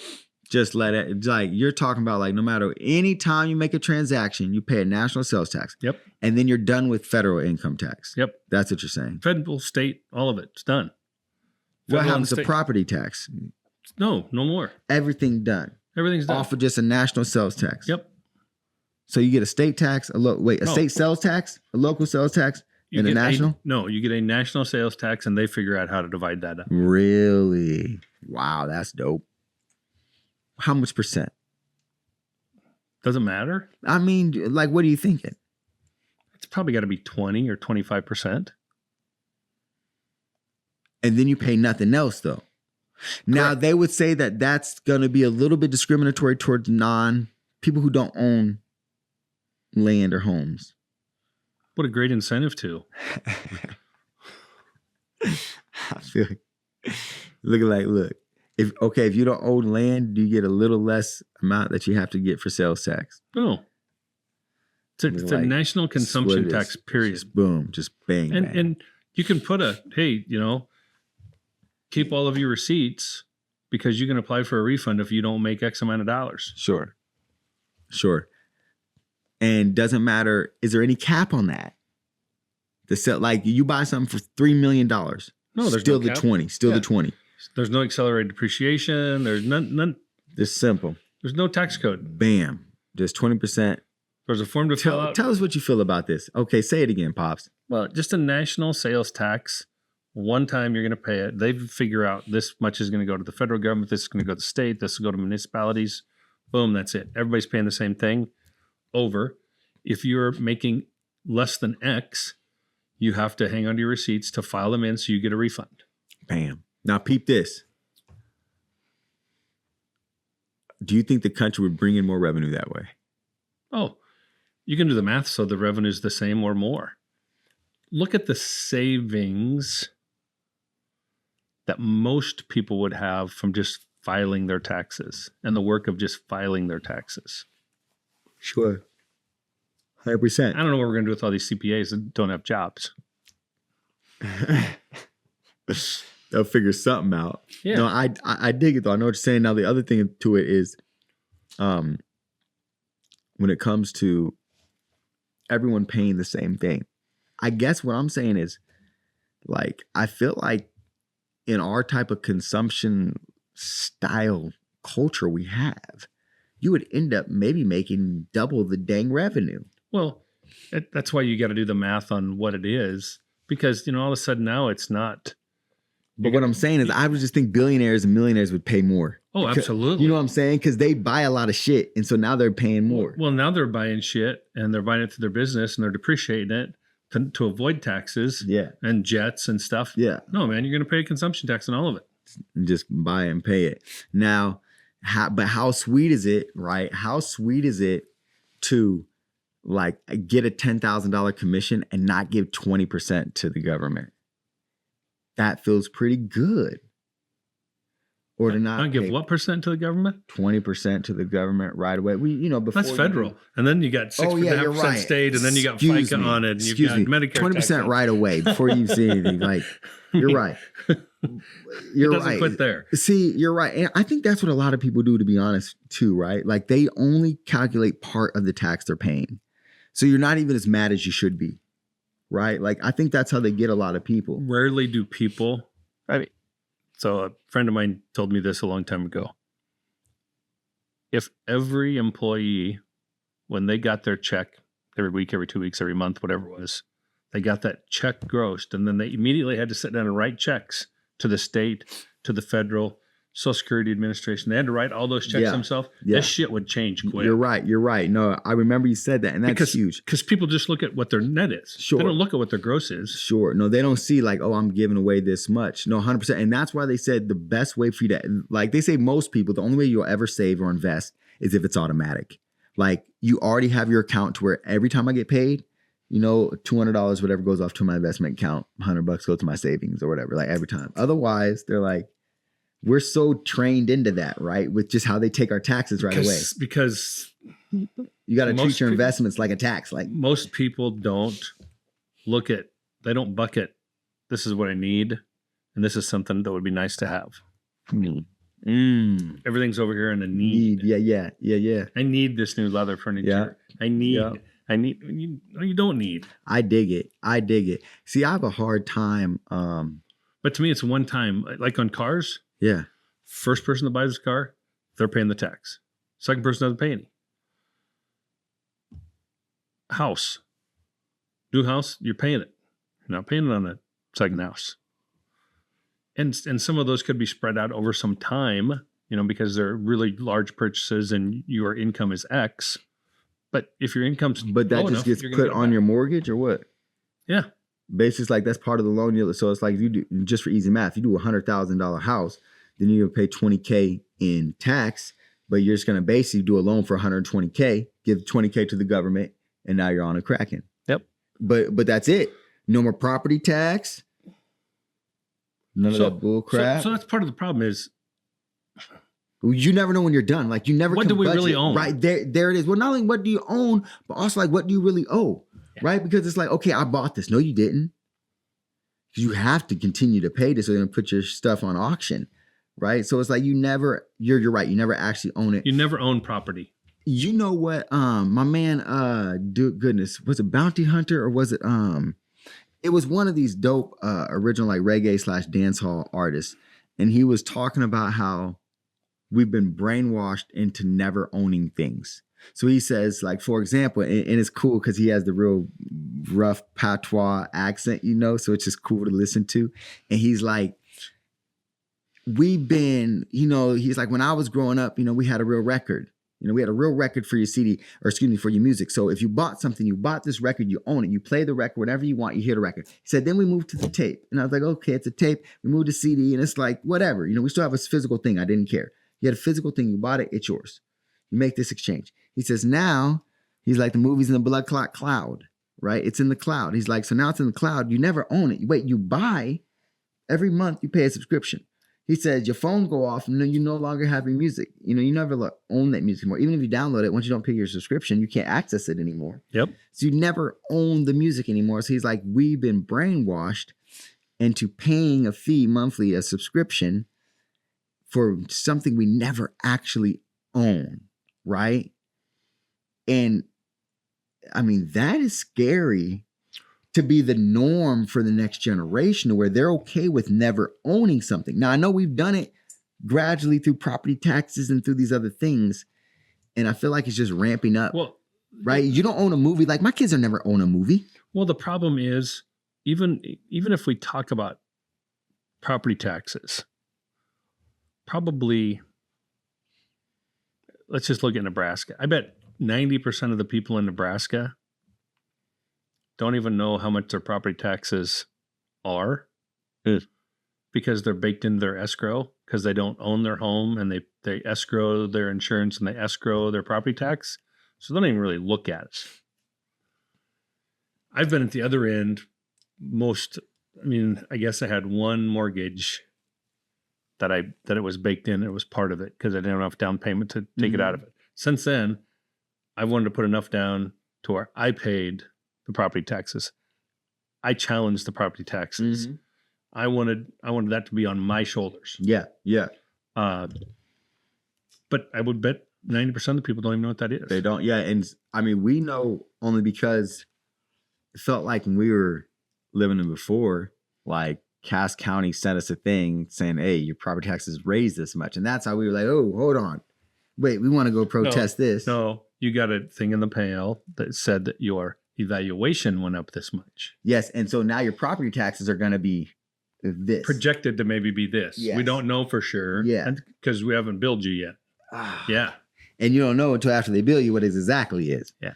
And so then we go and fight, and they're like, no, yeah, I don't know. It's just, no, I know exactly what you mean, though. Most people, it's the same thing, right? We've been brainwashed into not really being financially aware.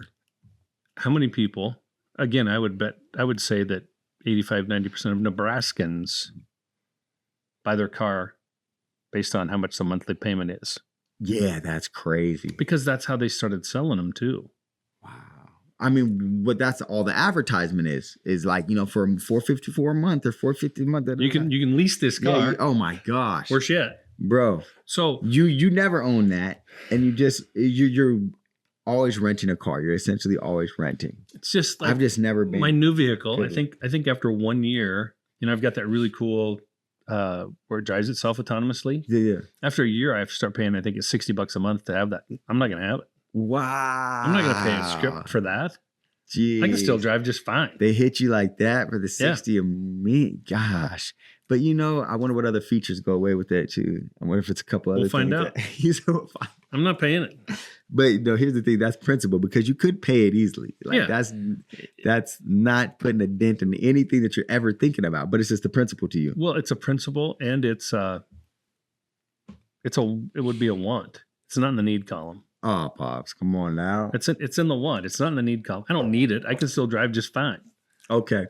My homie down south, I'm doing a build out down south with some stuff, and the guy was doing the build out. He was driving his Tesla, right? And he stopped at a railroad crossing. The arm comes down. It's a railroad crossing. The train's about to come. It's like a commuter train at that. And his car takes off through the through the arm, hits the arm and everything. The autonomous driving just takes off. And so he's like, dang, it takes off. Now he's like onto the track. So he just full speed throttle. Like, this isn't the time to brake. And he goes over, and I think, like I'm talking about, you barely could say one Mississippi and that train was there. You know what I mean? He almost lost his life with that bad boy. That's scary to me. So that's one thing that I really like about mine. At a certain speed, it shuts off.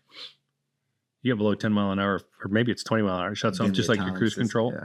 See, this Tesla just, it'll take you to your destination. Oh, yeah. Like, you put in your, I just want to make sure I'm always, yep, we're still good. Because I can always see it on my chin, but I can't see it. No, but this Tesla will take you to your destination, Oh, yeah. Have you been to one of those cities yet where you just hop in where you can? Oh, yeah, the Waymos. Is it a Waymo?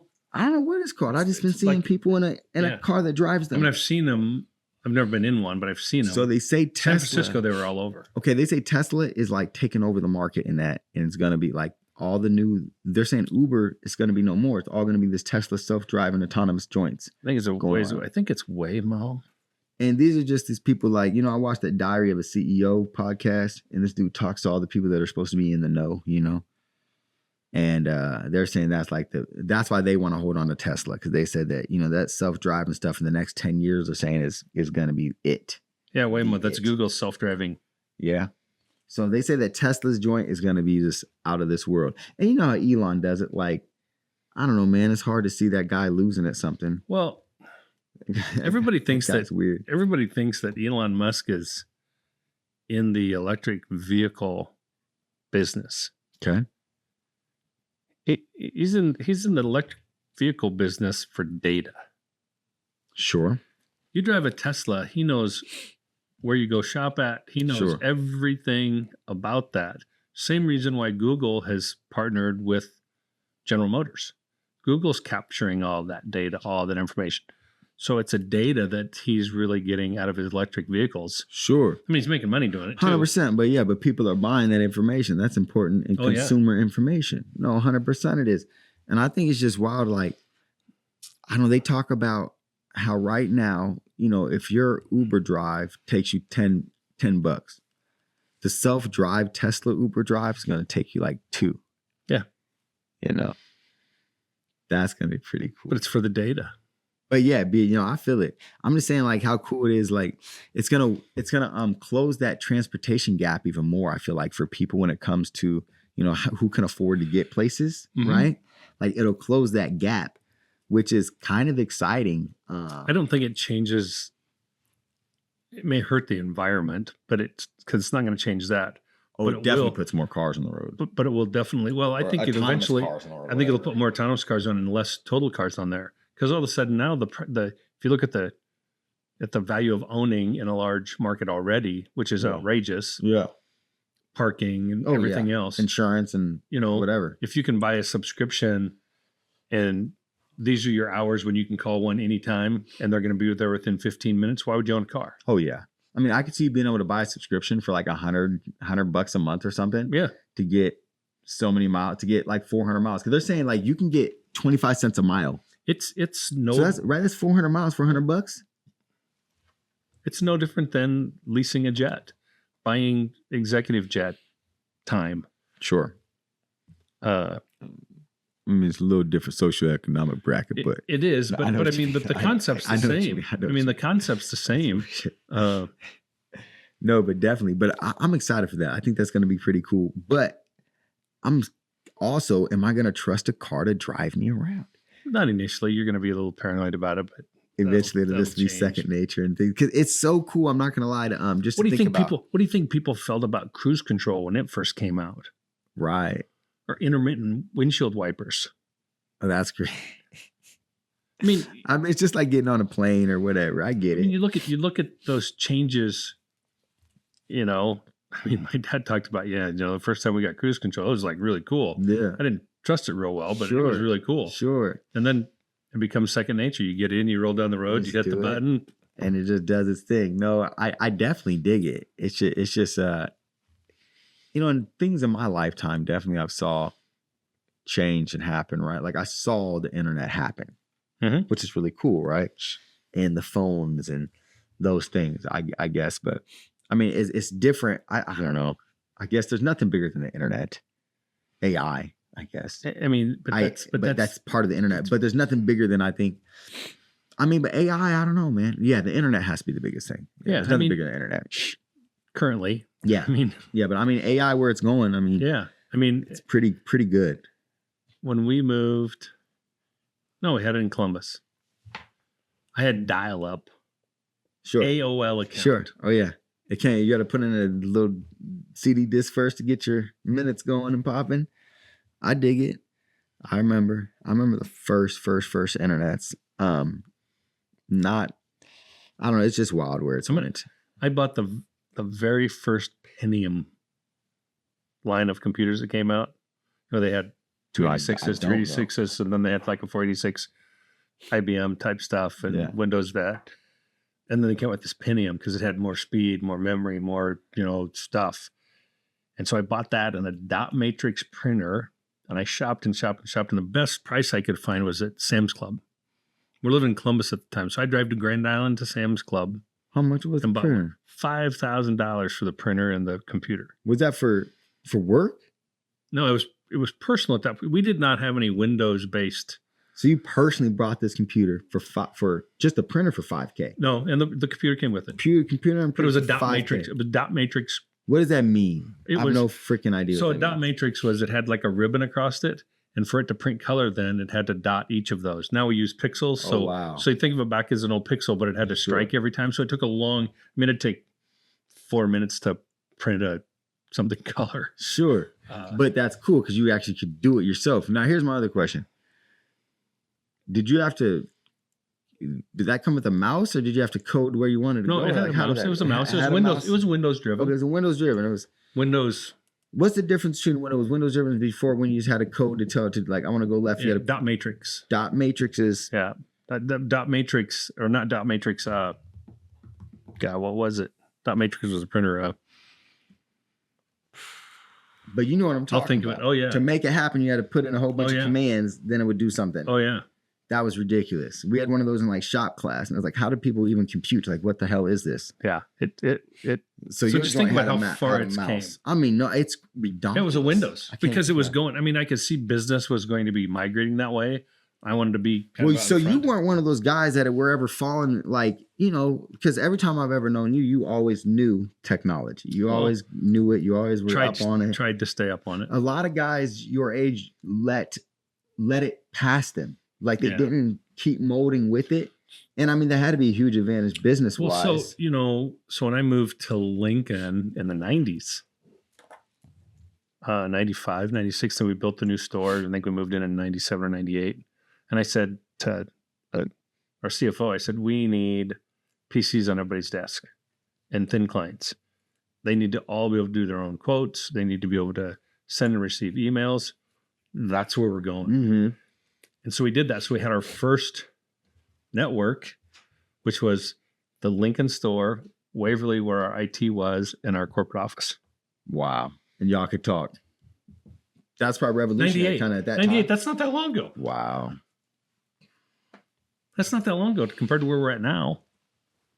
I mean, but it is long ago. And, I bought a new laptop with, I don't know how many thousands more power when I retired. And I think I bought it for $600. Yeah, I know what you mean. And I bought that really nice printer, copier, and all that. And I don't think I spent $400 on that. Yeah. I mean, so you look at the technology went this way, and the price came way down. Well, it's so crazy how if you put inflation with that, just think of how much cheaper it really is. No, it's really crazy, like how those things are the only things that have become less expensive. For example, too, for our film studio at one point, a film studio I was working with, right? We had bought a Mac for 40-something thousand. At the end of it was all like $60K when we did all the other stuff to it, right? Yep. And then 6 months later, bought the M3 or the M1 with the new chip in it that Apple's just making them straight through their own chips it was $8K. Yeah. And it was like at least 20 times better. Yeah. And that was 6 months from $60K to $8K. Redonkulous. Yeah. I mean, redonkulous. just So how do TVs, Speed of technology. They're saying too, like, right, like TVs stay the same damn price or cheaper than they were 20 years ago, like a flat screen. Like how? Like that's crazy, right? components, costs, and then they're not being built by people. Sure. You know, all those printed circuit cards, all of that stuff. There's nobody ever actually welding those little pieces together, no. doing that little. That's not even called welding. What's it called? Soldering. Doing the soldering, and Yeah. that's wild. I mean, it's cool for me because I get to have a phone that should cost $10,000 for $1,000, but More still. power than we sent people to the moon with. Yeah, you're right. Okay, new people went to the moon or around the moon. They went around the moon. They went around the moon. Okay. And you know what? The crazy part about it was they landed within a very small distance from what they were supposed to. I mean, like inches from where they were supposed to, Yeah. and within 200ths of a second from when they calculated they were going to land. Sure. I mean, and they, you know, they did. Well, you've seen the movie. God, what was the movie? Who do have in it? Some black gals that were doing the math. They talking about, yeah, I know Tom Hanks was in the movie because he yelled at the one gal about what took you so long, so I had to go to the bathroom, which was like 5 bedrooms over because she had to go to a black only bathroom. Yeah, I know what you're talking about. But you think about all the math, Hidden something. all the math that she was doing on the board. Hidden figures. Yeah, Hidden to come up with those figures, hidden figures. and now they're just. Yeah, hidden figures. It was a great movie. And they lost that. I guess they lost the math that those ladies did, huh? But anyways, I think Gladys Knight was part of that group, I think she was. and she is the reason why we have like our, you know, what's that called, navigational systems. But it was amazing to me. But no. But now peep this though, right? Okay. I gotta bring some of these numbers because I want somebody just to refute it and tell me the truth. I'm sure ChatGPT could maybe too, right? When they talk about how fast the reentry was, how fast they were going when they were in reentry, and they say they only reentered for like 8 seconds, like how from boom to boom, and like how fast it was at reentry compared to how you have to slow up. But I don't know, man. Well, they had to recalculate from the initial stuff. They had to recalculate how steep they had to go into it because it was going to bounce off at that speed. Sure, but I'm just. I mean, it's just How do you go that fast and slow up in time if it's 8? I don't know, man. Whatever. Who cares?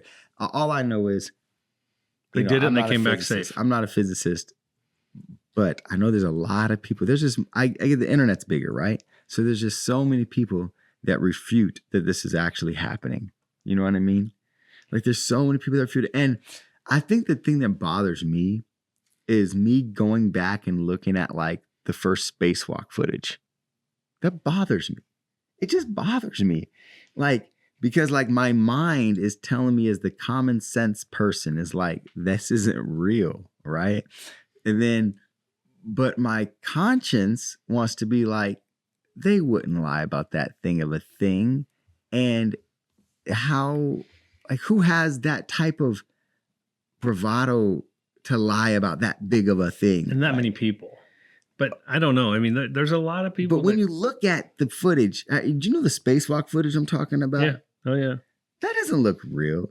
It doesn't look like it's impossible. Could be real. I don't know because I've never been to the moon. I mean, But not even the moon stuff. I'm talking about like the spacewalk, Pops. Yeah. That Floating looks- out there. What? I don't know. Me either. But compared to now, when you see a spacewalk, I mean, I get it. The cameras weren't as good. I don't know, man.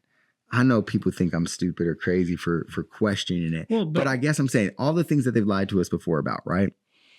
Why can I not at least question them lying about this whole thing of space travel? So riddle me this. Yes. So it had to have been film recording. Yeah. It had to be film. And can you do film? Will film will the film activate without I just atmosphere? No, because I don't either. I don't know the science, but people say no.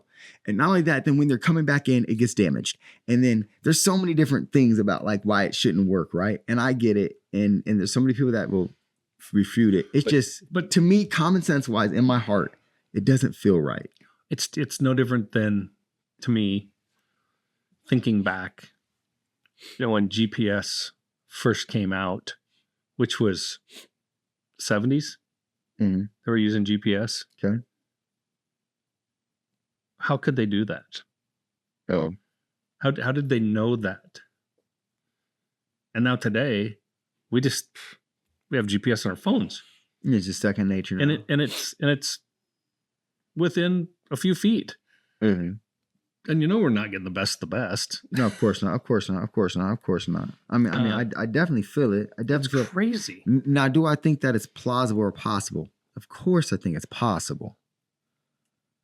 And I know people are super smart, and and they're super capable as well, right? And humans are really cool and amazing, and can do some really cool and amazing stuff. But man, I mean, it's crazy to me to think that we can take off from Missouri with a bomber, fly it halfway around the world and back with 2 pilots, and they refuel it in the air. They go to the bathroom, they nap up there, they eat up there. Yeah, that's cool. For wasn't like 47 hours or something like that in total time. I don't know what they do, but I dig it. I know what you mean. That's pretty cool. That's pretty amazing. But when you think about it, you're like, wow, man, is that real? Well, those bombs came from somewhere. Well, yeah, no, and I mean, I guess I can do that now. I mean, I guess it's different too because, right, like I've flown on a plane, right? Like I get that, and I feel like I can see that. I know the scientist people. Some scientists, I guess, would agree with me, but most scientists would think I'm crazy. But I don't know. Why would they have a reason to fake that, right? Why do they have a reason to do the Tuskegee experiment, right?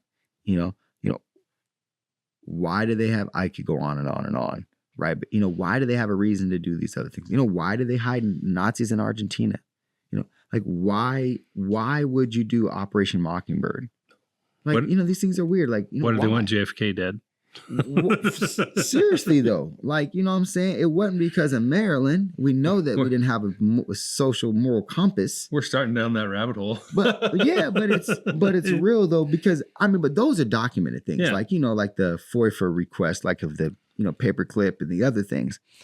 But seriously, then what is it about this whole space travel? And then the other thing that always gets me weird is we do know that the images we get from NASA are recreated. Like they're not actually the real photos of the world or the other things that they get. Why? Well, but we do get some live satellite images that are live of the world. Yeah. I've seen those. Elon's got them. And big Elon, man, he do what he want. Yeah, it's just a weird thing to me. Did you know they were trying to? Europe was trying to say, hey, we're going to censor your Twitter, and we're going to. You got to put these policies in place for Twitter, or you got to pay this big fine. He said, "Okay, I'll just shut it off." And while I'm shutting that off, I'm also shutting off all of my internet. And they're like, whoa. What do you mean we're going to shut it off? So I'll just shut it off. He said, I don't need your money. Well, they do Starlink up there a lot or something? Oh, yeah. People, people forget too how, right? Like some people think they have more cards than they do. Well, it's like, if you owe the bank a whole bunch of money, do you own the bank or does the bank own you? Right. Well, Elon's sitting on more stock than he knows what to do with. If that stock fell in half, he's still in the top 10% or top 5% of the world. Top 1% of the world. Richest. Shit. If it fell in half. I mean, literally, if he lost half his net worth, he's still the richest man in the world, pretty sure. And he hasn't. He hasn't taken his rocket program public even. He hasn't. Hey, a thing that Ishmael said to me the other day? That's wild. He's like, oh, but what? You're gonna finish about the Well, rocket program? no, I What mean was this? just all that. I mean, he hasn't even taken some of them public. He's talking about taking them public. Like he can still make some more money. You're Yeah, saying. why does he Like, need the money? he got so Ishmael opened me up the other day. He was like, we were talking about something, I forget. But he's like, it's crazy how a piece of paper can be worth more than an apple. It's like how we as a society have put worth behind this inanimate object of this piece of paper, which you can't eat that paper. You can't do anything with it.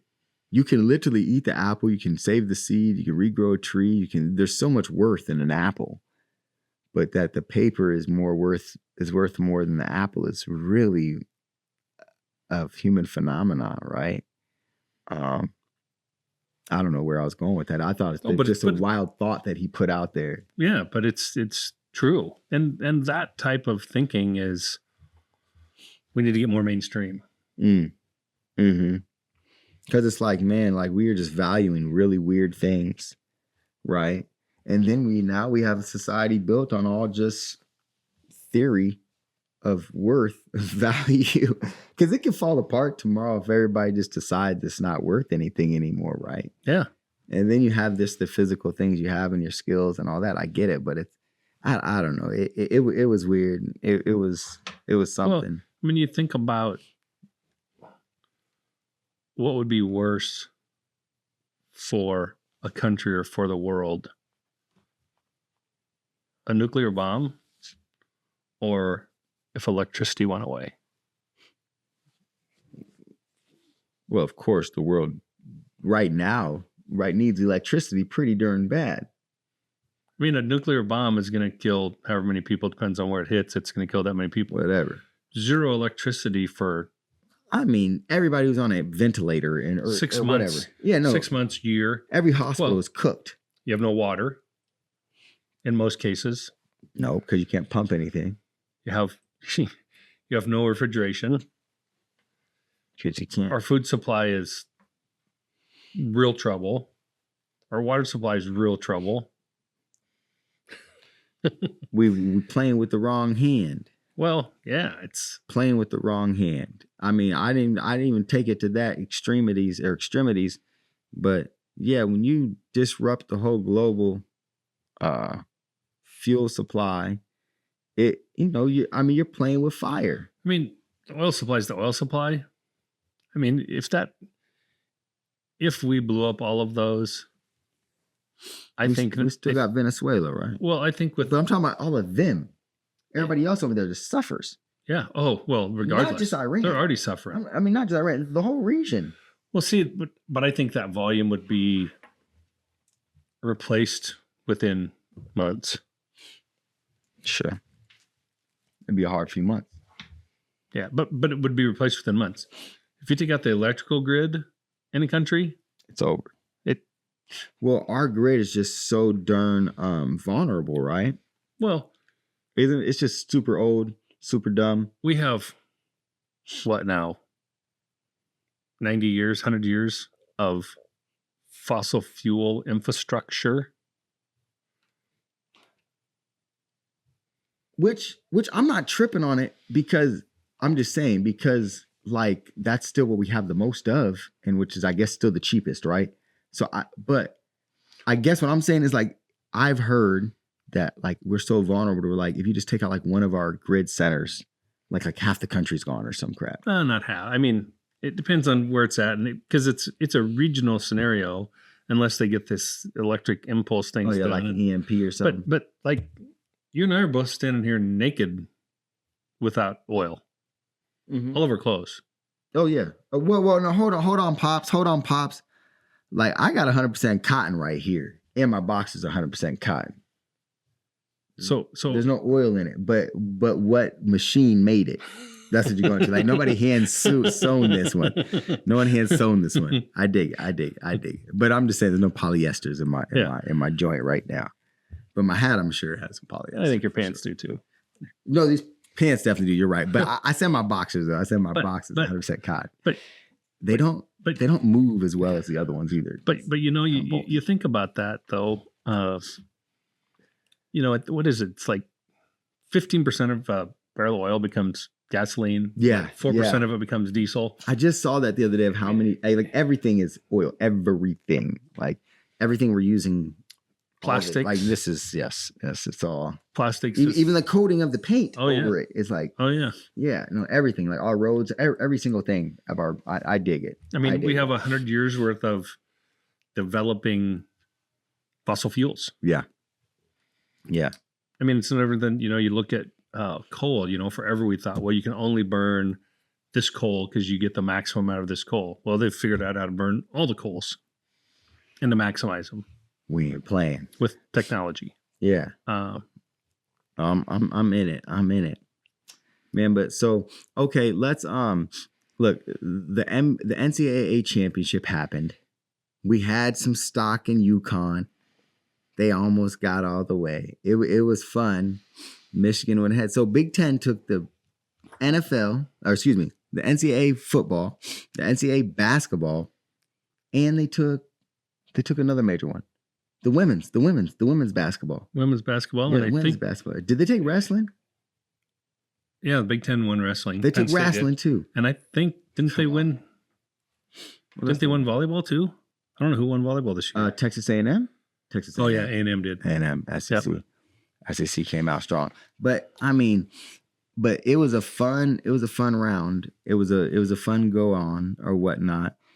And I'm really excited to see next year how a lot of these teams revamp. And I'm really excited for the college basketball season next year, to be honest, right? I want to see how Nebraska revamps.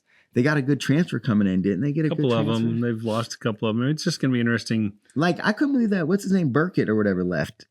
Burkett Chell or whatever. Yeah. I really like that kid. Yeah. So he left, which was weird to me. He had a big role. What? He wasn't going to be he's going to be a starter? Yeah. Really weird. I wonder if he just got a better offer. Probably money driven or family driven. But he's foreign. Yeah. So he has real restrictions. So they must have had a better deal for him in his country to work this little thing out or something. It must have been. Connection somewhere. Something like that. But your boy stayed, right? You get Sanford for one more year. Yep. And there's another one that stayed too. Another big one that stayed, I thought. Well, the freshman. Frager. Oh yeah, Frager stayed. Yeah, that was huge. The hometown hero. So that'll be fun to see what they do. And Connor Sejan's back. Yep. So we probably have they got the two best 3-pointers at least in the top. I mean, 10. it's a good front court. Like, now what are you gonna do down low? Well, they got a big guy got a couple of big guys coming in. 6'11" guy. God, where was he coming from? I can't think of where he was coming from now.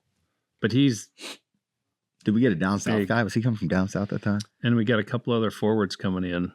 So one. We just found a point guard. Oh, really? Yeah. To transfer for Lawrence or for DeMarcus Lawrence, right? He's done, right? Well, he's done. He's senior, so we had to replace him. But no, it's really, I think, to replace Hoiberg because Frager will step in. What am I talking Frager will about? step in and take over for DeMarcus. So Lawrence used to play point when Hoiberg was on the bench, and then he played two when Hoiberg wasn't on the bench. He played point when he first came here, was here for 2 years, then he left for a year, and then came back when he didn't have to be point because he played off on the two a lot. Yeah, right. But he was just shorter, so it felt like he should play point. But So, and what I mean by shorter, it's probably 6'3", 6'4", some crap. I think he's like 6'4" or 5". Even he's pretty good size. It's stupid how we say shorter, and it's not even that. But I really think that one of the things I think that we could have done differently in that game we lost, was that the Sweet 16 game, was Carlos didn't get any tick. The last two games, so remember what's his name? Your boy from Hastings or Kearney or who's 31? Jacobson. I forget where he's from. Ashland. Kearney, right? Ashland. Gosh, just up the street. I'm tripping. Okay, so the Ashland Greenwood. He didn't have a good game against Iowa. No, he had a horrible game. No, it wasn't as bad as the last game, the Vanderbilt game. He had 3 or 4 turnovers. Just had a horrible game. But what I'm saying is, I would have liked to let Carlos get a little tick in those. Yeah. Because I wasn't ever super impressed with Carlos, but it seemed like he came up big in big spots when he needed to. Yeah. He would knock down a big one, or better yet, he got a couple good rebounds at a certain time. I thought he could have kept a couple plays alive. But I understand Jacobson's defense. He's always just there, seems to be in the right spot. I think causing chaos a lot. And he got pulled up because Connor season. Yeah. And then so I hope. I mean, he played well. He did. Oh, yeah. He played well. And when he scored, it's a bonus. Yep. You know, I get it. I just felt like I would have liked to see us explore Carlos in that Iowa game. I'd have liked to see us explore that. Well, I think one of the big differences will be next year is they can't take away Price because then they're going to leave the season open. Sure. And they can't. Yeah, that I was mean, nobody can afford to double team and chase those two and leave everybody else alone. It's going to help a lot. Another thing I would have liked If to they see, do, then Freger's going to go off. Oh yeah. No, and he's a killer. He's our actual hooper. Like, you know, we're kind of always like, we don't really have a hooper. Freger now we got Freger. I feel like he's really he has this little, you know, arrogance about him that makes him a real hooper. Little pop. You know what I'm saying? But I really also think that in that game too, and of course, right? I'm doing the, what do they call it, the armchair quarterbacking or whatever. I'm gonna call it armchair coaching, because what I also did was Iowa had a stretch where it seemed like for about 6 or 7 minutes we just couldn't catch up with their fast passes, and it's like, look, if you do your job and you pass fast enough, you can always pass faster than we can rotate. And that's just the truth of it.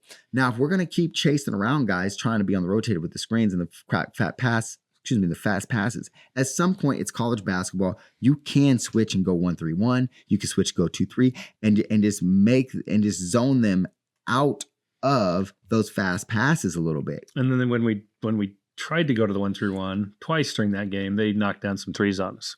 And so I feel like skip passes. Yeah, no, I feel like if you go, what do you call it? You're going to give up the inside or the high post, right? You can give up high post all day, and it's just like, you know, and even if you go 2-3, right? And I mean, we got guards that are fast enough, I think, and our forwards are fast enough to get out there, but you're going to give some high post. You're going to give that up. But goodness gracious, I guess give up a high post little elbow other than, because they really did a great job. I mean, they did a great job with the ball movement. I mean, it was our game. Right. They moved the ball perfectly. I'm not taking anything away from either team. And we didn't shoot well. We didn't shoot as good as we could, for sure. You're right. We didn't shoot lights out. I mean, when you look at the percentages. You're right. We didn't shoot lights out how we're supposed to. And of course, I mean, it doesn't hurt. I mean, it doesn't help, I guess, to have 4 guys out at the end of the game. Now, granted, I didn't even notice it. But then again, I don't think we get the full view of the court either from where we're at. We just got the half court view, but that's tough, you know, to know that you didn't have a guy out there. Mental mistakes. They're kids. Tough. I get it. But the coach wise, I mean, that's your assistant's job. Yeah. There's a lot going on. It's the biggest moment. So I'm not hating like the mistake can't be made. I'm just saying it's a learning experience for everybody there, because nobody has been in that situation. Fred was it.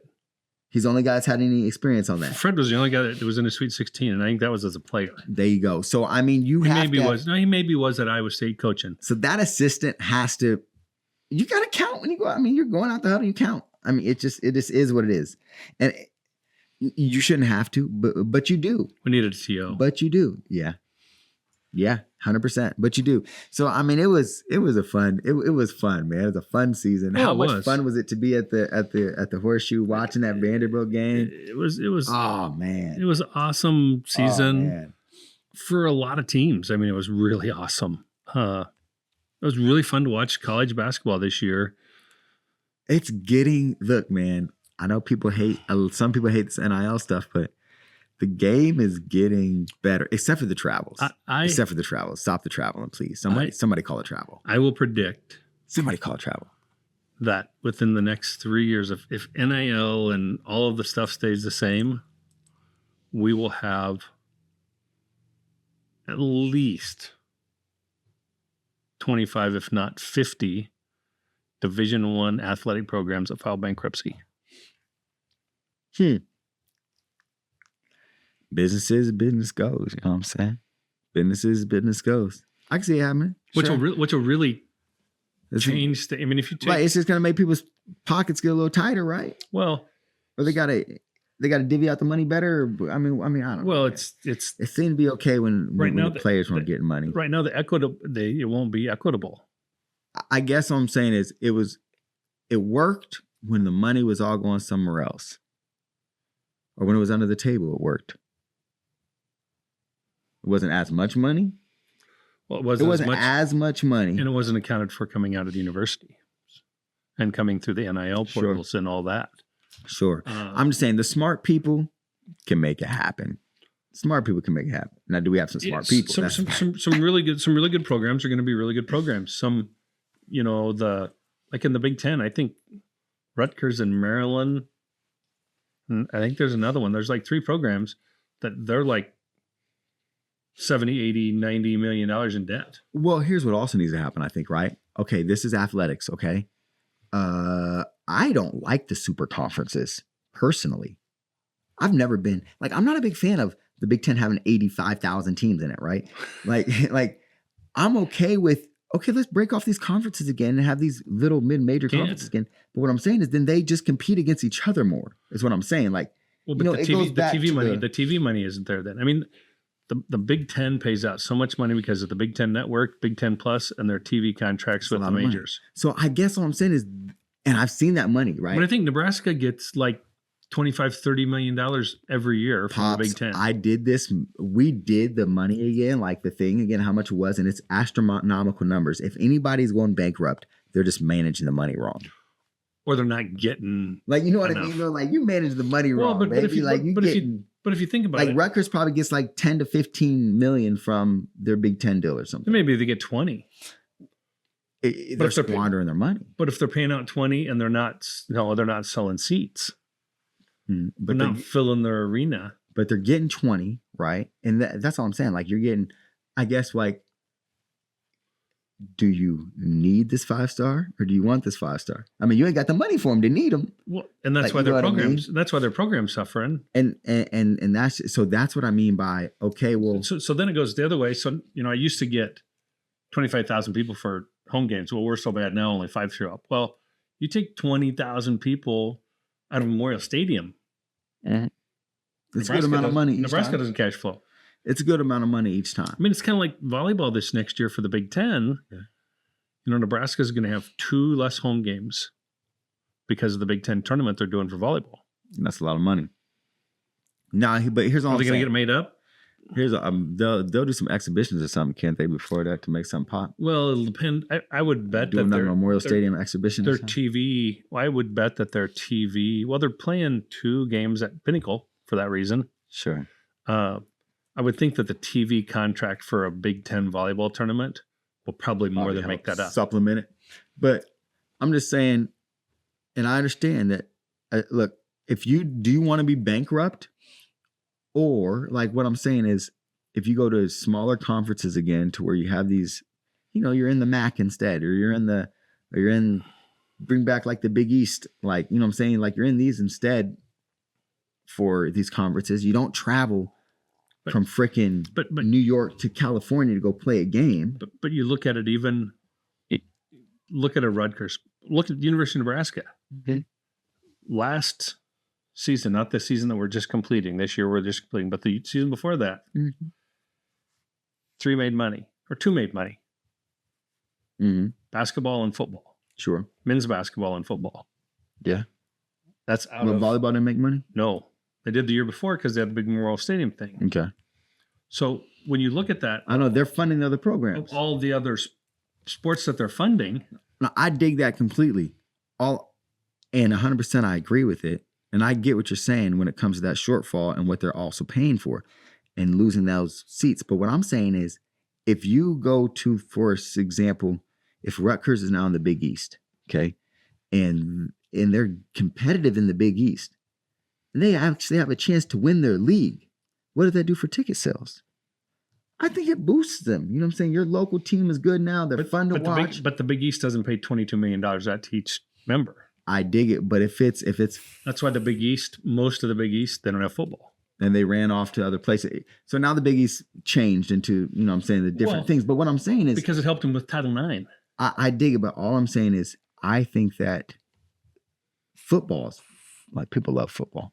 People love football, and these TV deals and these big money deals will come. Maybe it's not 20 million, but the problem is, but do the ticket sales make up for it on the other side? When I have a football program that has 100 athletes in it, 100 men, I now have to have an offset of 100 women participating in sports. That's Title IX. Yeah. Yeah. And Title IX in this budgeting plan, paying athletes, that's what's going to hurt. It's going to hurt women's sports eventually. I can't say that it's not going to hurt women's sports, but I do think that when it comes to fairness, they need to be able to, which I think we both agree on, at least be able to make money off their own advertisements and things like the NIL things, right? And then if actual NIL. Yeah. And then if people want to actually pay you to play, it's hard for me as a person that's in America that says you can't get paid for your skills. And anything else just feels Russian. I don't know, but or like you're like China or something, Well, but again, so we crossed that threshold when we went to letting professionals, as other countries did, participate in amateur sports in the Olympics or whatnot, which is again, I don't have any. I don't know, but let's move to does the and I wonder, right? Are those ticket sales going to help you because you're not trying to compete on this Big Ten level? Like you don't even have to try to compete in this Big Ten level anymore. I don't like what business. I know Rutgers fans will be looking at me crazy, right? But like, what business does Rutgers have trying to compete year in and year out in a football schedule of Big Ten? Like, I'm just saying, I feel like they'd be happier in a smaller league. Like they would do better. Their league would do better. Everybody would do better. How come, Gonzaga being in that little conference up there the whole time in their little Western little conference with Santa Clara and Portland and things like that. Like that's done really well for them, right? Like I don't think Gonzaga is the powerhouse that they are if they're in the Pac-10 or were in the Pac-10 forever. And then now they had to move to the Big Ten. You know what I mean? Like I think it works for some brands where they can make themselves the team in that league. Okay, so this is the 23-24 fiscal year. Big Ten schools distribute around $75 million per school. Yeah, that's a lot of money. That's a lot of money. I mean, that's more money than we even. I think when I was doing all the calculations, it was too much money to really think about. It's like $250 million. That. What do you think? What do you think the Big East sends out per team? I mean, maybe 5 or 10. 5.4. 5.4. So that's a $65 million shortfall. I mean, it's a totally different ballgame. I dig it. And that's why none of those biggest, do any of those Big East schools have football? UConn doesn't anymore, huh? They used to. They used to be in that thing, UMass. I don't even know who the Big Ten, because it used to be Syracuse. Yeah. It used to be Pitt, Miami. But they all left the ACC. Well, it almost became the Catholic League. Well, it's the Catholic tenet in the basketball. But in football, I thought or did they change to the American League?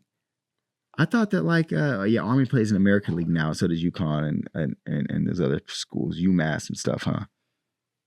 I thought they did have still. No, there's no Big East football anymore, is there? There is no Big East football. No, I think they all left and went to the big. They made different things. The American League got made, and the ACC now just got added a bunch of teams. Is what it was.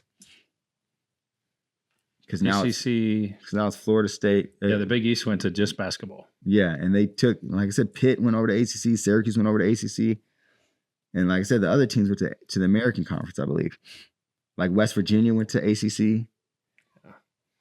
Yeah, they did.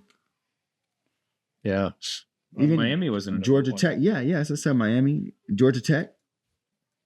They moved over to ACC. Yeah, I mean, but they did that because they just couldn't compete with that type of money. And that allowed them to drop a whole bunch of women's sports. And still be Title IX compliant. I see what you're saying. Like they don't have so I understand it's a complicated thing. I truly do. But again, I feel like, I don't know. I mean, I guess I wasn't around, so I can't. In my lifetime, I feel like college sports is more entertaining than it's ever been. It gets more, I mean, I think it's more coverage now than ever because of TV deals. Definitely. Sports betting in general with apps and many states. I mean, that's what's driven the popuality. That's what's blown driven it the up. popularity. It has. I mean, but the product is Well, the athletes are better in everything. the product is like crazy, but- crazy athleticism. But again, I mean, we're going to have some schools. I mean, it's no different than any of these, so at $5 million, they'd probably need another $10 million to build a football and a volleyball roster, if that's the two they're going to really concentrate on. I don't like. Look, all I know is a lot of kids too aren't running to the pros anymore either. But again, they're making more money. I mean, you can make money, stay in school. That's freaking cool. I still think they should retain back a part of what they pay them, what their contract is, till they graduate. We're going to have a I whole mean, they bunch can of make guys. any type of contract they want. You know what I'm saying? I'm just But saying. nobody's going to do that. Hey, If it's not a mandatory, I'm nobody's saying, if going it's to do it. integrity, man. Why do we have to mandate integrity? If that's how people really feel, like I'm saying, there's a lot of people that claim that like they really care about kids getting their degree and okay, well then make that your athletic department's real mantra, and that's what you do. Now, peep me on this. Hear me out. There are a lot of kids that value a school, the education, and that culture of the team more than the NBA or the NFL. Find those kids, make your program out of those kids, and win. And I think you can. Well, that's what, I think you can. and I think that's what Fred Hoiberg's trying to do. He's trying to build a system and find those kids that Find those fit in kids that that system fit in your joint. and have that. Right. deal. And that's who you are. And that's what you do. And that's cool. Now, I understand. Is the athletic department going to be behind you for that when you want to do that? You know what I'm saying? That's all I'm saying. Like, If you win, yeah. I mean, to me, that's if you win. we you're right. just announced this like $600 million deal to Memorial Stadium to make it more friendly for other things, concerts and other things. I get that. And they're going to shrink down to 80,000 seats. They better. If they want to keep that sellout up, huh? Well, but if they don't get a better product and they don't win gonna more, matter. Ain't gonna matter. Ain't gonna Won't matter. Ain't matter. Don't matter. Win more is tough, man. You know, the Huskers. It's so fun to like cheer on the Huskers. But you think about that. So the University of Nebraska's athletic so budget trash. is over $100 million. Wow. Really? 100 mil. It's a lot of money, Pops. Yeah. That's a lot of money, Pops. And they getting 70 of it just from football. Just in the Big Ten. Well, that's the total Big Ten payout, but Hold on. Total Big not just Ten. football. It's not just football. It's your Big Ten payout for all your sports. Yep. Of one That's school. what you're getting for a payout. $75 million. So basketball, volleyball, Yep. baseball, all that stuff. Baseball ain't making no money. Huskers probably made money this last weekend, but that was about it. So, I mean, look, sports are fun, man. Sports are fun. I'm getting in it. Naja's going to throw javelin again this summer. She is. Yeah, we got her javelin. I'm excited about it. So, see where she takes that. She's always been state champion. So, let's see. See if she can get another one in the books. I was wrong when I said $100 million. $200 to $225 million is the athletic department operating budget. A little $250,000. I mean, a little quarter billy. Hey, look, I tell you like this: sports is the most. I mean, it's the thing, bro. It's what everybody loves. It's the greatest escape, though. I'm not gonna lie.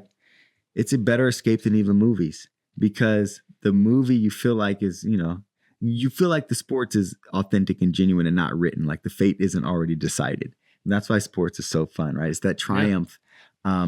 I was watching that clip of, I'm sure you've seen it, the clip where they have all of the different celebrations from Husker fans around everywhere watching, whether they're in a bar, at home, or whatever. And, we hit that shot. Frager goes and he gets the nice little roll in, and everybody's going crazy, like from each place. And people have so much joy and jubilation and all these things. And it's a really emotional response.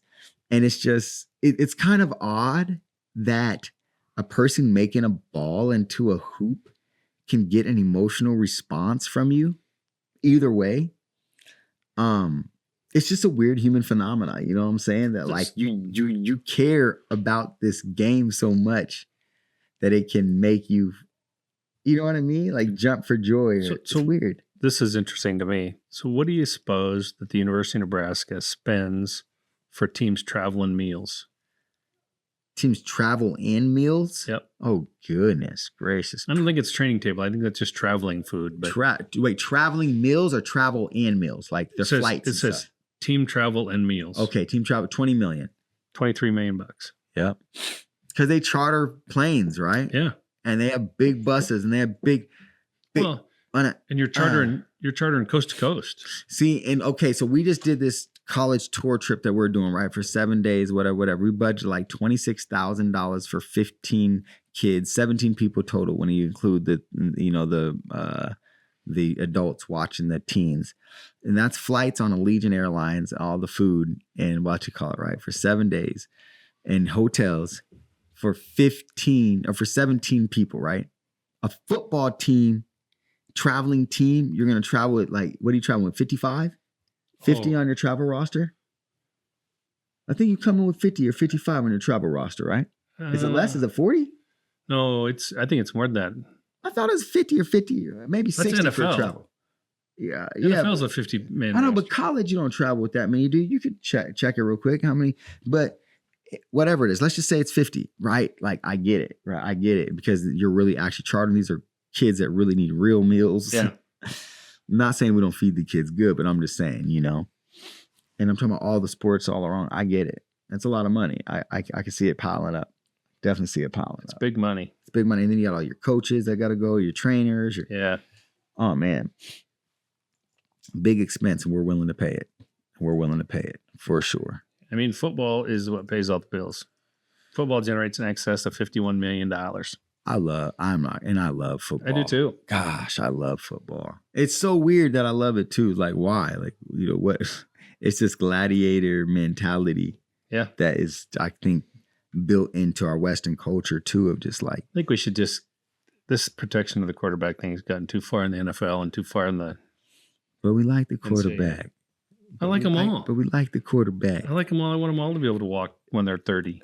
But they're not going to if they're playing football, man. It's just like what you choose. Like, it's like you're either going to have good body or you're going to play football. Like, you don't get both. I know. You know what I'm saying? Like, it's just what you give up. It's tough, too, because some of my favorite, like, those people you really love and look at, and they hurt. And it hurts to see to see them them in their 50s after they've just played college football. See them in their late 40s after they played college and pro. It's just, I get it, man. That impact, I don't know how they do it, but whatever. Bless them for entertaining us. All right, man. We got to wrap it up. I'm getting Good tired. stuff. 5 o'clock came early this morning, and it's going to come early in the morning. There it is. So we had a good one. Good podcast to bring us back. Hey, we are in the middle of the street, y'all. And sometimes we hit the curb, but that's okay. Curb check. Peace, y'all. Love you. Take care, man. Bye. That was a serious